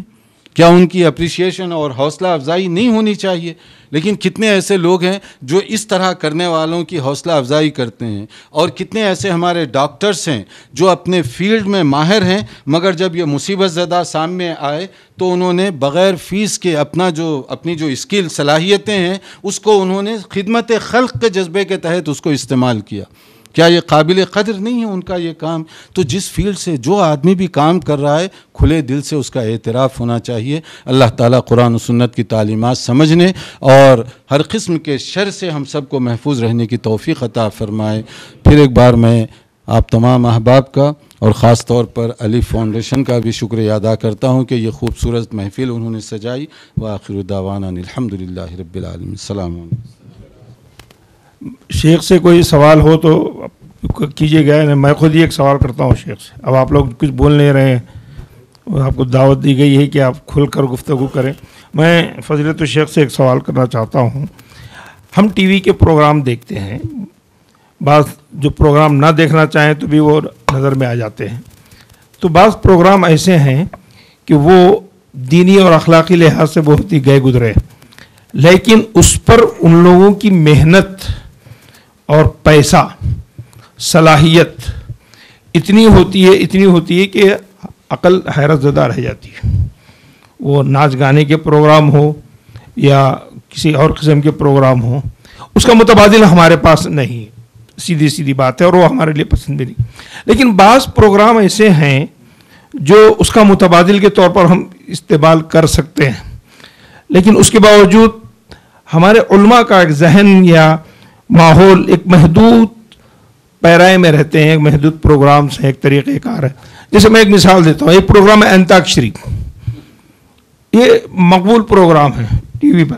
ہم یہ دینی انتاکشری کر سکتے ہیں، جیسے شروع کرنا چاہیے، جیسے میں بولا ایک نام ابو ہریرہ، ان کا نام تھا عبد الرحمن، نون آخری سے آپ کو صحابی کا نام بولی، ہمارے بچوں میں ہمارے ساتھ جذبہ پیدا کر سکتے ہیں۔ کیا یہ صحیح ہے؟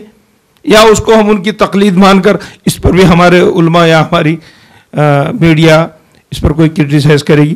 اس طریقے کے بہت سارے پروگرام ہیں، ہم کو اس کے اندر تجدد لانے کی ضرورت ہے، اور میڈیا، سوشل میڈیا آج کل ہر جگہ پر عام ہے۔ تو میں شیخ محترم سے جواب چاہوں گا کہ اس سلسلے میں رہنمائی فرمائیں۔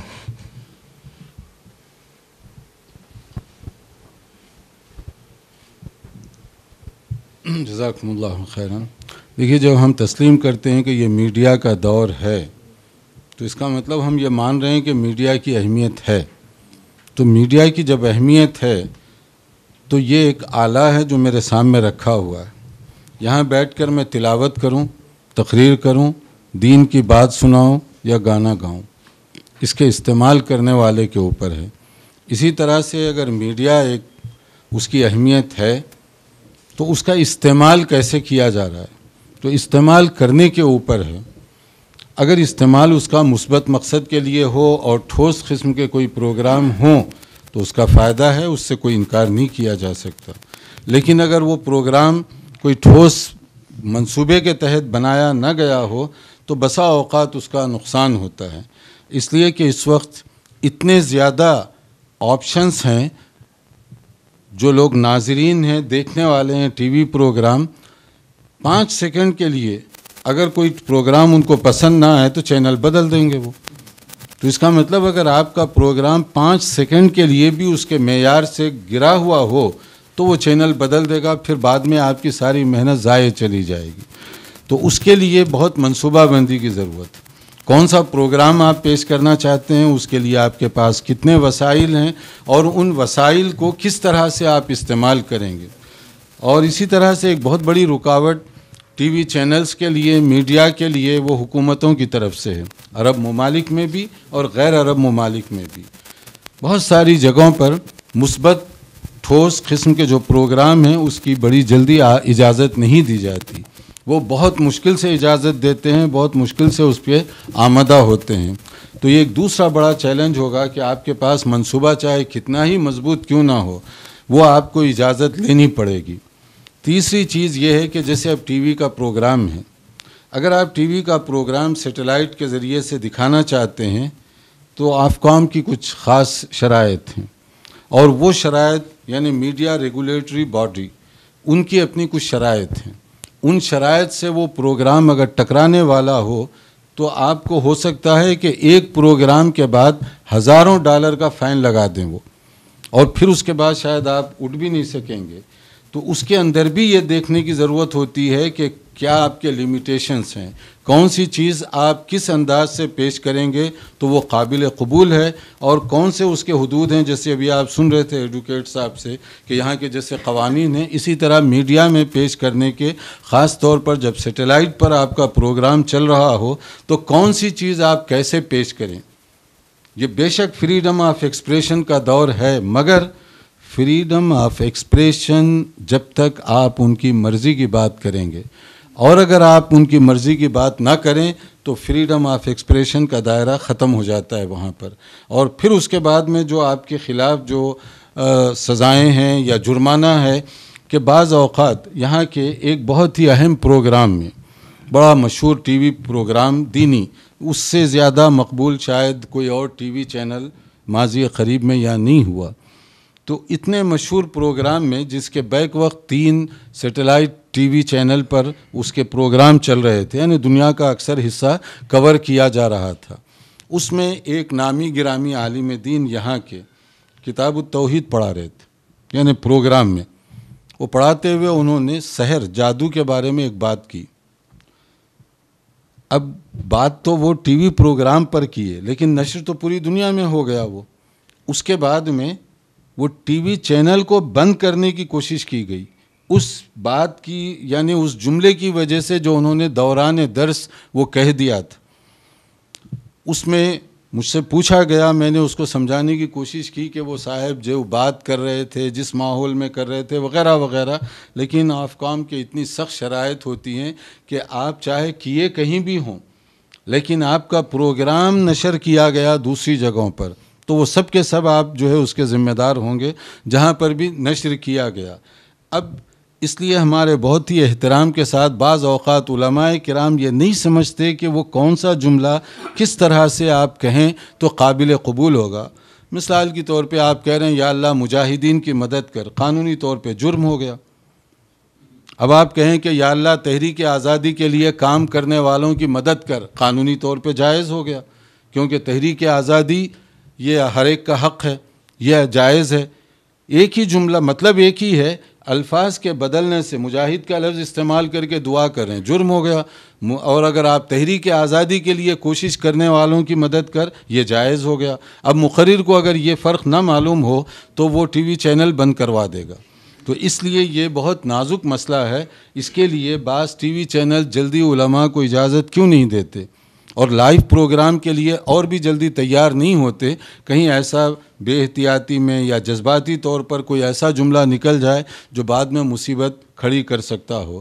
تو اس کے لیے جتنا ہماری طاقت ہے اتنا تو ہم کر سکتے ہیں، لیکن اس میں جو اسی لیے میں نے کہا نا کہ جس آدمی کے اندر جو صلاحیت ہے اس کو صحیح استعمال کیا جائے اور اس کو پہلے ٹرین کیا جائے کہ کیسے تقریر کرنی ہے. ٹی وی پر درس دینے کا انداز عام جلسے میں تقریر کرنے کے انداز سے بہت مختلف ہوتا ہے. یہ اس کو اگر ٹریننگ دی جائے تو پھر اس کا بہت زیادہ فائدہ ہوگا. بسا اوقات ہم یہاں بیٹھ کر شاید اندازہ نہ کر سکیں کہ اگر یہ ٹی وی چینل کو نکال دیا جائے تو میرے سامنے ہو سکتا 25 30 50 آدمی بیٹھے میری بات سن رہے ہوں، لیکن اس کے ذریعے سے وہی بات میں کہوں تو ہو سکتا 5 لاکھ آدمیوں تک وہ آواز پہنچ رہی ہو، تو کہاں 50 آدمی اور کہاں 5 لاکھ آدمی، اور کئی بار اس کو لوگ دیکھ سکتے ہیں. یہ اس کی افادیت ہے. فائدے سے چیز خالی نہیں ہے، مگر اس کے اندر چونکہ چیلنجز بہت زیادہ ہیں تو اس کے لیے پروڈیوسر جو بھی ہوگا، اسپیکر جو بھی ہوگا، اس کے لیے بہت زیادہ احتیاط کی ضرورت ہے. السلام علیکم ورحمۃ اللہ وبرکاتہ. شیخ، موجودہ دور میں کئی نوجوان لڑکے اور لڑکیاں دین سے بہت منحرف ہیں. ہم علماء کرام کے ذریعے سے مستقل طور پر، جیسے علماء کرام کے لیے مدارس ہیں، ایسے وہ کالجز سے پڑھ رہے ہیں، تو مستقل طور پر دین سے جوڑنے کے لیے کیا طریقہ کار ہو سکتا ہے؟ کیسے ان کو مستقل طور پر معلومات ان تک پہنچائی جائے؟ آپ اس پر تھوڑا روشنی ڈالیں. جزاکم اللہ خیر.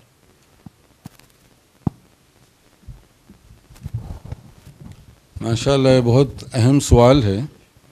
جزاک اللہ خیراً. کہ بہت سارے نوجوان خاص طور پر کالجوں میں، یونیورسٹیز وغیرہ کے اندر دین سے دور ہو رہے ہیں، تو ان کو ہم دین سے قریب اگر لانا چاہتے ہیں تو کیا کرنا چاہیے؟ تو پہلی چیز تو دیکھیے کہ یہ جو دین سے دور ہو رہے ہیں، یہ ماحول کچھ ایسا ہے کالجوں کا، یونیورسٹیز کا، کہ اس میں بے دینی کو بڑھاوا دیا جا رہا ہے، حوصلہ افزائی کی جا رہی ہے، اپریشیٹ کیا جا رہا ہے، اور دین کی طرف آتے ہوئے ان کے لیے بڑے چیلنجز ہیں. تو اس لیے وہ آسان آپشن کے طور پر دین بیزاری، دین سے دوری، یہ بہت زیادہ عام ہوتی جا رہی ہے. اس کے لیے اگر آپ کالج اور یونیورسٹی سے پہلے اسکول، جو سیکنڈری اسکول ہیں، وہاں سے بچوں کے لیے آپ کوئی ایسا پروگرام بنائیں جو آپ کے ساتھ وابستہ ہو سکیں. صرف تقریر کرنے سے یہ بات نہیں بنے گی، بلکہ آپ کے پاس ان کے لیے ایک ایسا پروگرام ہونا چاہیے، جیسے ہفتے میں 1 دن یا مہینے میں 1 دن آپ کسی مسجد میں، کسی سینٹر میں ان کو بلائیں، ان کو بٹھائیں، 1 گھنٹہ 2 گھنٹے دین کے حوالے سے ان کی تربیت کریں. اگر اسکول لیول پر اگر آپ یہ کام شروع کریں گے تو کالج میں جب وہ لڑکا جائے گا تو کم سے کم وہ مسلح ہو کر جائے گا، یعنی دینی اعتبار سے، فکری اعتبار سے اس کو بہکانا آسان نہیں ہوگا. اسی طرح سے اگر کوئی ایسے آپ کے پاس کوئی مربوط قسم کا نظم ہو، جیسے چھٹیاں ہوتی ہیں بچوں کی، ان چھٹیوں کے دوران 3 دن 4 دن کا آپ کوئی پروگرام رکھتے ہیں، تو وہ 3-4 دن وہ آپ کے ساتھ گزاریں دینی ماحول میں، تو اس کا بہت زیادہ اثر پڑے گا اور یہ پریکٹیکل اس کے لیے آسان بھی ہوگا. اگر یہ نہ ہو تو پھر آپ صرف یہ توقع کریں کہ بچے یہ ماحول میں نہ بگڑیں. بچے کیا، میں کہتا ہوں اگر علماء بھی آج کی یونیورسٹی کے ماحول میں جا کر بیٹھیں، ان کے بگڑنے کا بھی چانس ہو جاتا ہے، اس لیے کہ ماحول کچھ ایسا ہوتا ہے. تو اس کے لیے بہت زیادہ تربیت کی بھی ضرورت ہے اور وقتاً فوقتاً وہ ان ٹچ رہنے کی ضرورت ہے. اگر جتنا ہم ان کے ساتھ قریبی تعلق رکھیں گے اتنا فائدہ انشاءاللہ تعالی زیادہ اٹھا سکیں گے. یہ تو ایک تدبیر کی بات ہوئی، لیکن میں ویسے نا امید نہیں ہوں اس مسئلے میں. اللہ کے فضل و کرم سے اسی شہر کے اندر بہت سارے ایسے کالجز ہیں جہاں ایسے طلباء بھی ہیں جو دین پر بہت مضبوطی کے ساتھ جمے ہوئے ہیں اور دین پر عمل بھی کر رہے ہیں، اور وہ ایسے لڑکے ہیں جو دوسروں سے مروب ہونے والے بھی نہیں ہیں. الحمدللہ یہ بھی روشن مثالیں موجود ہیں. یہاں پر آپ چاہے تو انجینئرنگ کالج میں جا کر دیکھ سکتے ہیں، مثلا یہ کہ مفخم یونیورسٹی کالج، انجینئرنگ کالج مثال میں دے رہا ہوں، یا ایسے بہت سارے ہیں جو کہ اسٹینڈرڈ کے اعتبار سے اچھے بھی ہیں، مگر اس کے باوجود وہاں جو پڑھنے والے بعض بچے، ان کا دینی جذبہ بہت قابل قدر ہے. تو مایوسی کی بات نہیں ہے، یہاں امید کی کچھ کرنیں موجود ہیں، اور انہی لڑکوں کو آپ اگر استعمال کریں گے تو بھرپور استعمال کیا جا سکتا ہے. جی، جب تک آپ اور سوال کر لیں تو کا شرعی حکم کیا ہے؟ کیا اس کی فضیلت ہے؟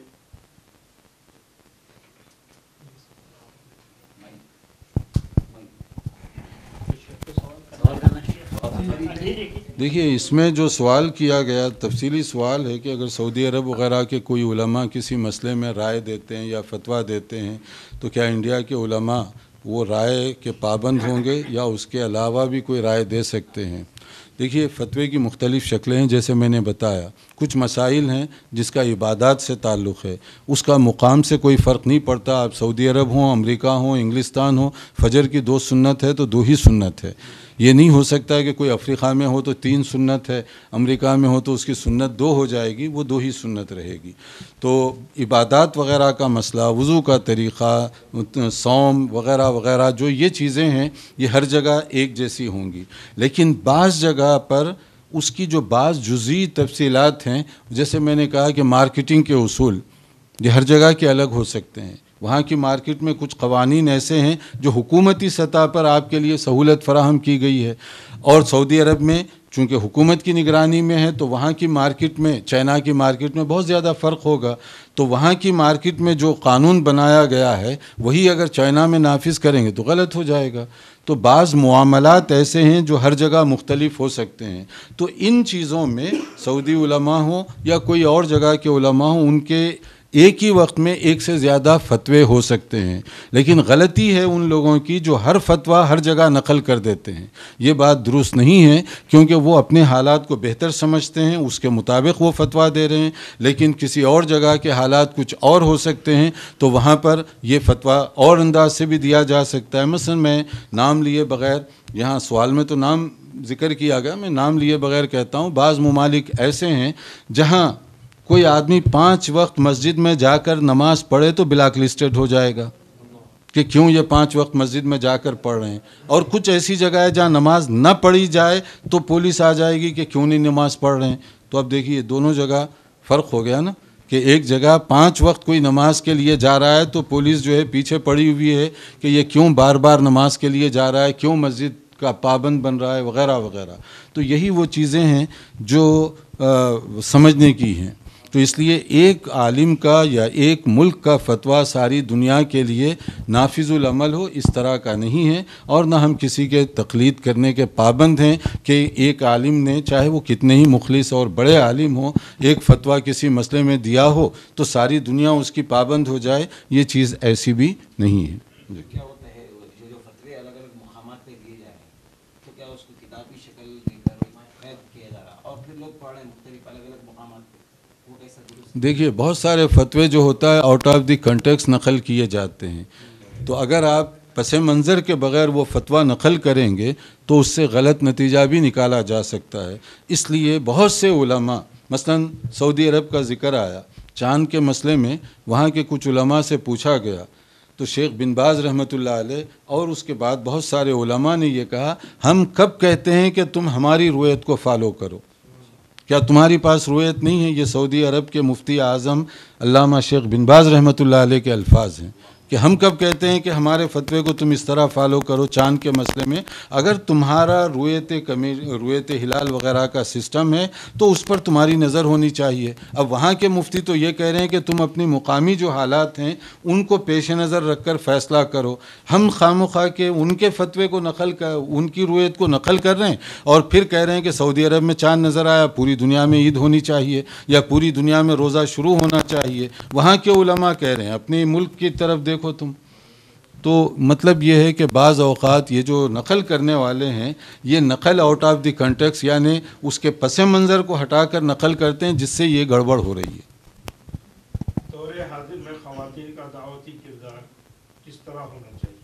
خاص طور پر نان مسلم خواتین کو دعوت کیسی پہنچائی جائے جبکہ خواتین کو دعوت سے روکا جاتا ہے؟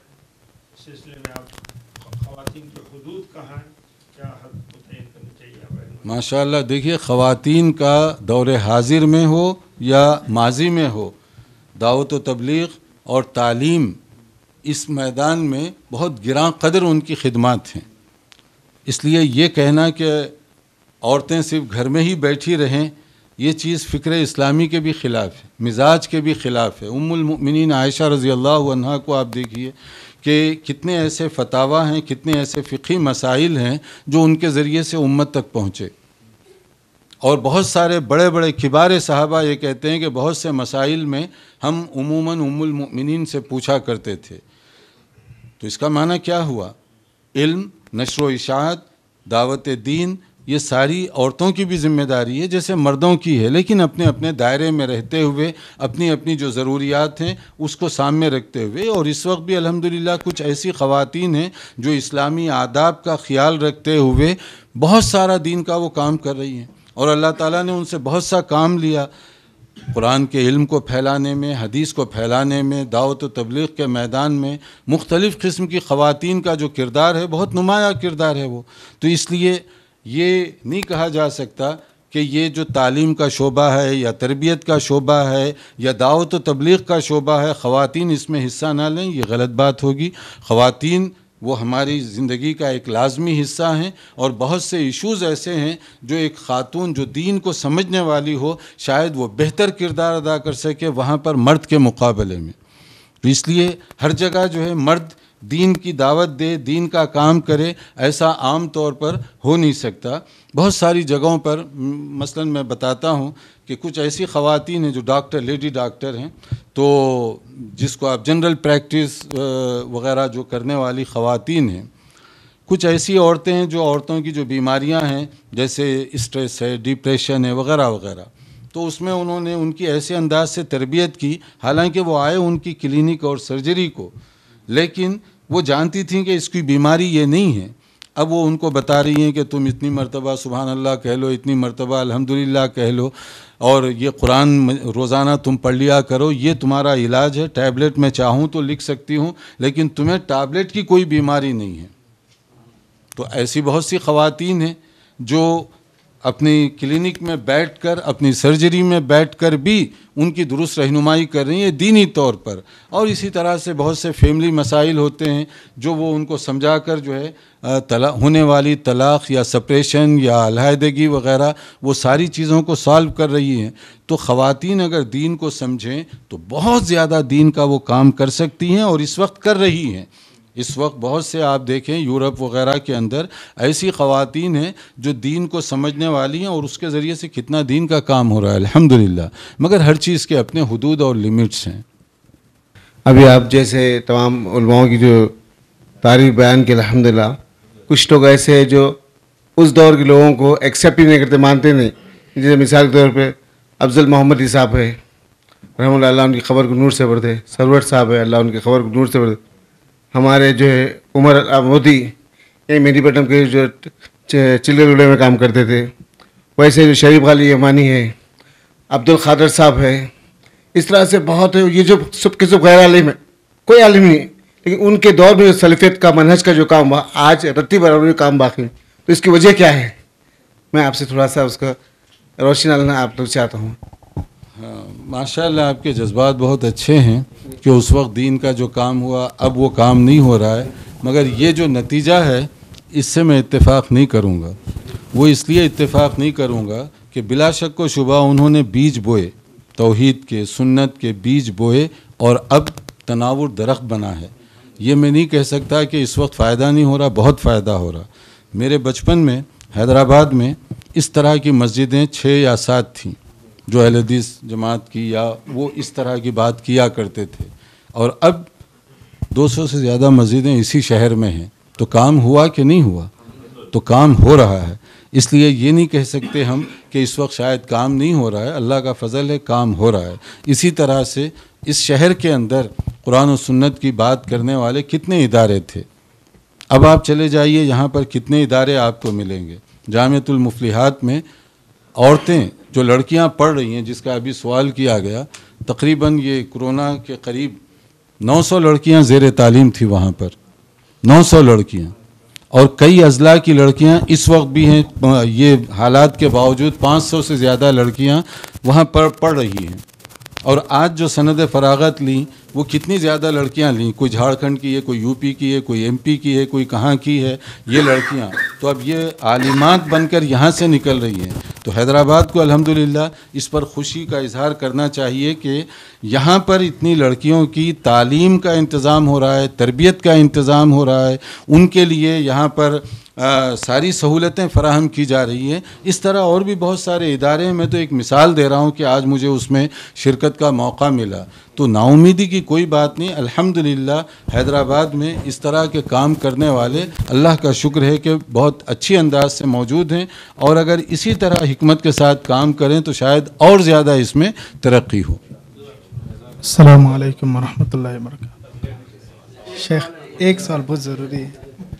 ماشاء اللہ شیخ، میں یہ جاننا چاہتا ہوں کہ آپ برطانیہ کے اندر 30-35 سالہ زندگی یا گزارے، تو اس میں وہاں دعوتی میدان کے کیا مراحل ہیں، یا آپ کو کیا دشواریاں پیش آئیں، یا وہاں کرسچن یہود و نصارہ کو اگر تبدیلی مذہب ہے تو حکومت کس طرح سے یعنی رکاوٹیں ڈالتی ہے، یا حکومت اس میں کیا مدد کرتی ہے؟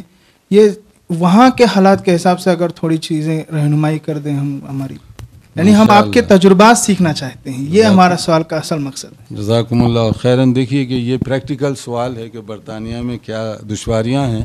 دیکھیے کچھ دشواریاں ایسی ہیں جو قدر مشترک ہر جگہ ایک جیسی ہیں، کیونکہ کفر نہیں چاہتا کہ اسلام پھیلے.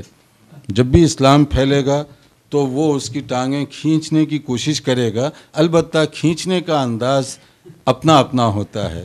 کوئی کھلا میدان میں آ کر کھینچ رہا ہے اور کوئی کسی اور انداز سے کھینچ رہا ہے، لیکن رکاوٹیں ہر جگہ مختلف طریقوں سے لوگ بناتے ہیں. وہاں کا ایک اچھا ماحول ہے کہ نوجوان کے ذہن میں بات اگر آ جائے، کیونکہ وہاں شروع سے ان کی تربیت کا ایک انداز ہے کہ کوئی بھی چیز بلائنڈ فالوونگ یعنی اندھی تقلید اس کو قبول نہیں کرتا. وہاں کا چھوٹا بچہ بھی ہو تو اس سے کوئی بات کہیں گے تو وہ وائی پوچھے گا پہلے، کیوں کروں میں؟ تو اس کے وائی کا جواب اگر آپ مطمئن طریقے اس کو مطمئن کریں گے تو وہ اس کو قبول کرے گا، ورنہ ہو سکتا ہے آپ کی بات نہ مانے وہ. تو یہ ایک ذہن ہوتا ہے. اس ذہن کا ایک فائدہ ہے کہ جب آپ دین کی بات کریں گے اور آپ اس کے ذہن کے مطابق اس کو سمجھائیں گے تو پھر وہ اس کو قبول کر لے گا.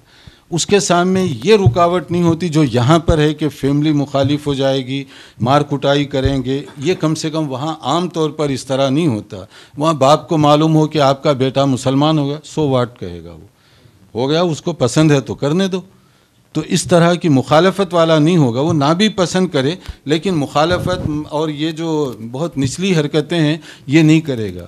چنانچہ اس کا میں ایک مثال دیتا ہوں. اس وقت جو وہاں کے برطانیہ کے مشہور دعات ہیں ان میں سے ایک مشہور داعی انگریز نوجوان، انہوں نے مدینہ یونیورسٹی سے ماشاءاللہ فراغت بھی پائی ہے.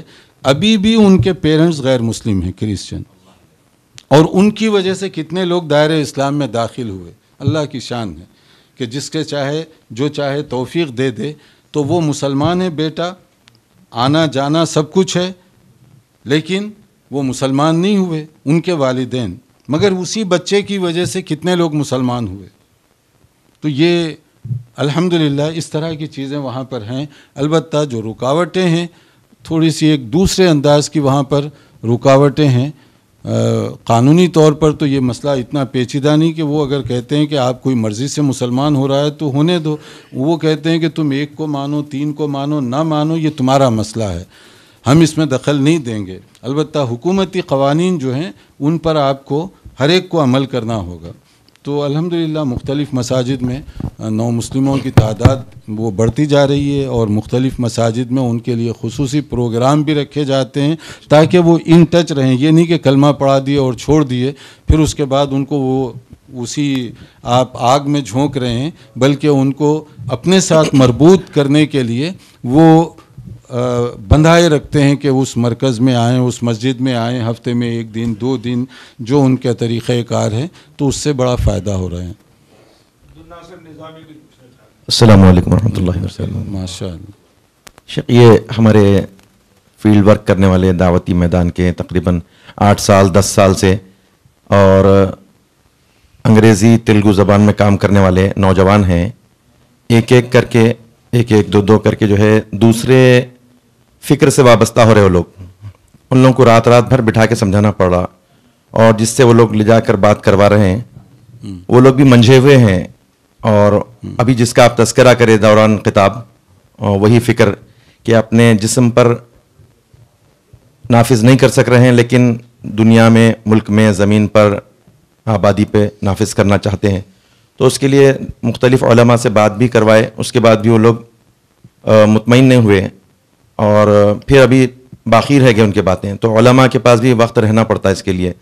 وہ لوگ تیار ہیں وقت دینے کے لیے، جیسا کہ رات بھر بیٹھ جا رہے ہیں ساتھ میں، لیکن پھر بھی جو ہے سوالات ادھورے رہ جا رہے ہیں. تو ایسے میں کیا کریں ہم لوگ؟ کیونکہ ایک اچھے محنت کرنے کے بعد قابل لوگ جب آ رہے ہیں، ان کو بھی قابل لوگ ہی چاہیے. یعنی تیسری چوتھی کلاس کے نہیں چاہیے ان لوگوں کو. 12-13 کلاس پڑھنے کے بعد ہمارے پاس بولے آپ دوسروں کو دیکھتے کیوں نہیں؟ بولے نہیں، وہ تو ہماری بات سمجھیں گے ہی نہیں، یہ لوگ سمجھیں گے ہم لوگ. تو ایسے لوگ ہی چاہیے ان لوگوں کو. جزاکم اللہ خیر. اس میں سوال سے زیادہ درد دل کی بات ہے آپ کی، ماشاء اللہ. دیکھیے اس کے لیے سب سے پہلے تو دعا کرنا چاہیے، اللہ تعالیٰ ان کو راہ راست پر قائم رکھے. اور دوسرا یہ ہے کہ اگر وہ لوگ محنت کر رہے ہیں تو یہ علماء کے لیے بھی اس کے اندر دعوت فکر ہے کہ اگر وہ غلط چیز کے لیے محنت کر رہے ہیں تو آپ درست چیز کے لیے کتنی محنت کر رہے ہیں. اگر صحیح طور پر اپروچ ہو اور ان کے ساتھ آپ گفتگو کریں جس انداز سے وہ سمجھنا چاہتے ہیں، تو شاید اس کا فائدہ زیادہ ہوگا. اس لیے لا یکلف اللہ نفسا الا وسعها، اپنی طاقت کے مطابق آپ کوشش کیے جائیے. لیکن یہ ہے کہ اگر آپ دعا بھی کرتے رہیں، صحیح طور پر کوشش بھی کرتے رہیں، تو انشاءاللہ تعالی کامیابی بہرحال ہوگی.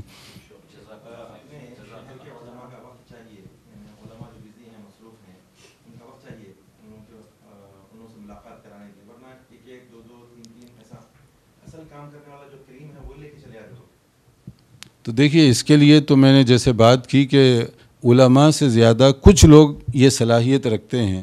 ان کے اگر آپ ان سے گفتگو کریں اور ان کو مکلف کریں تو شاید زیادہ فائدہ ہوگا، کیونکہ ہر عالم دین دوسروں کو کنونس نہیں کر سکتا. کنونسنگ یہ ایک اللہ کی خاص قدرت، وہ عطیہ ہے، انعام ہے. کچھ لوگ ہو سکتا ہے اتنے زیادہ بڑے عالم نہ ہوں، لیکن سامنے والے کو بہت آسانی سے وہ مطمئن کر دیتے ہیں. جس کی ایک میں مثال دیتا ہوں، مثلا کرسچینٹی کے حوالے سے احمد دیدات صاحب کی ایک میں مثال دیتا ہوں. وہ بہت بڑے عالم دین وغیرہ نہیں تھے، لیکن اگر کوئی کرسچن ان کے سامنے بیٹھتا تو چند منٹوں میں اس کو خاموش کر دیا کرتے تھے. تو یہ کمال ہوتا ہے کہ سامنے والے کے ذہن کو سمجھتے ہوئے آپ اس کو جواب دیں، تو وہ ہر ایک نہیں کر سکتا. اس لیے آپ یہ ٹارگٹ کرنے کے بجائے کہ تمام علماء یہ کام کریں، اس کا فائدہ نہیں ہوگا.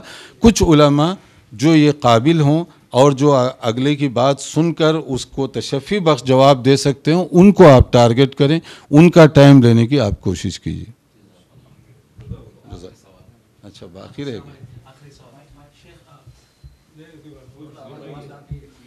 امریکہ وغیرہ میں یہ دیکھا گیا کہ جب عالم صاحب رہتے ہیں اور جب ممبر سے اتر جاتے ہیں تو ینگر جنریشنز کے جو لوگ ہیں تو ان کے ساتھ وہ کافی مل جل کے رہتے ہیں. اور یہاں پہ انڈیا میں یہ دیکھا گیا کہ بڑا گیپ مینٹین ہے ینگر جنریشنز اور عالم صاحب کے بیچ میں.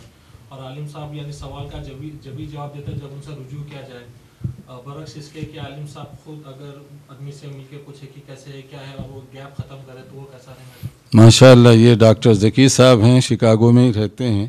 تو یہ اپنے تجربے کی جو بات کر رہے ہیں، اس میں دیکھیے کہ اصل میں نے جیسے اپنی گفتگو میں شروع میں ہی کہا کہ ہمارا رابطہ کتنا مضبوط ہے، اور وہ رابطے کی بنیاد پر ہی یہ ساری چیزیں چلیں گی.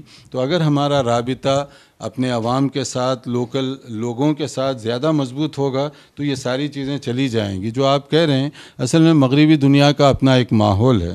میرے ساتھ کئی بار اس کا تجربہ ہوا. اگر یونیورسٹی میں جاتا ہوں کوئی لیکچر وغیرہ کے لیے تو لیکچر سے پہلے میں طالب علموں کے ساتھ ہی بیٹھتا ہوں، اور اس کے بعد جب نام پکارا جاتا ہے تو گئے اور لیکچر دیے، اور جو سوال جواب ہے اس کے بعد لیکچر کے بعد سب کے ساتھ بیٹھے ہوئے ہیں. کھانے کی ضرورت پڑی تو سب کے ساتھ کھا رہے ہیں. تو اس دوران گفتگو بھی ہو رہی ہے، اور پھر لیکچر کے بعد کوئی الگ سے یہ ہٹو سرکو والی بات نہیں ہوتی، بلکہ وہاں تو عموماً یہ ہوتا ہے کہ اگر کوئی منسٹر بھی ہو مرکزی، وہ خود اپنی گاڑی ڈرائیو کرتے ہوئے آئے گا کہ مجھے کیا ضرورت ہے ڈرائیور کی، میں خود جب چلا سکتا ہوں تو وہ خود آئے گا، پارکنگ تلاش کرے گا، پراپر پارکنگ رکھے گا۔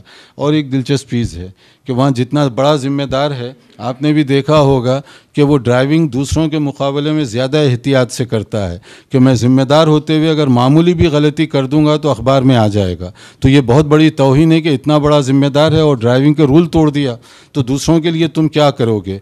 اسی طرح سے اتنا بڑا ذمہ دار ہے اور وہ وقت پہ نہیں پہنچا، 5 منٹ تاخیر کر دیا یا 4 منٹ کی اس نے تاخیر سے یہ پروگرام شروع کیا، تو جتنا بڑا ذمہ دار ہوگا اتنی زیادہ احتیاط کرے گا۔ یہاں کا ماحول تھوڑا سا مختلف ہے کہ شاید یہ سمجھتے ہیں کہ ذمہ داری اسی وقت پوری ہوتی ہے جب تاخیر سے کام شروع کریں، ڈرائیونگ کے رول توڑیں، جہاں ٹھہرنا ہو وہاں بھی گاڑی دوڑا دیں۔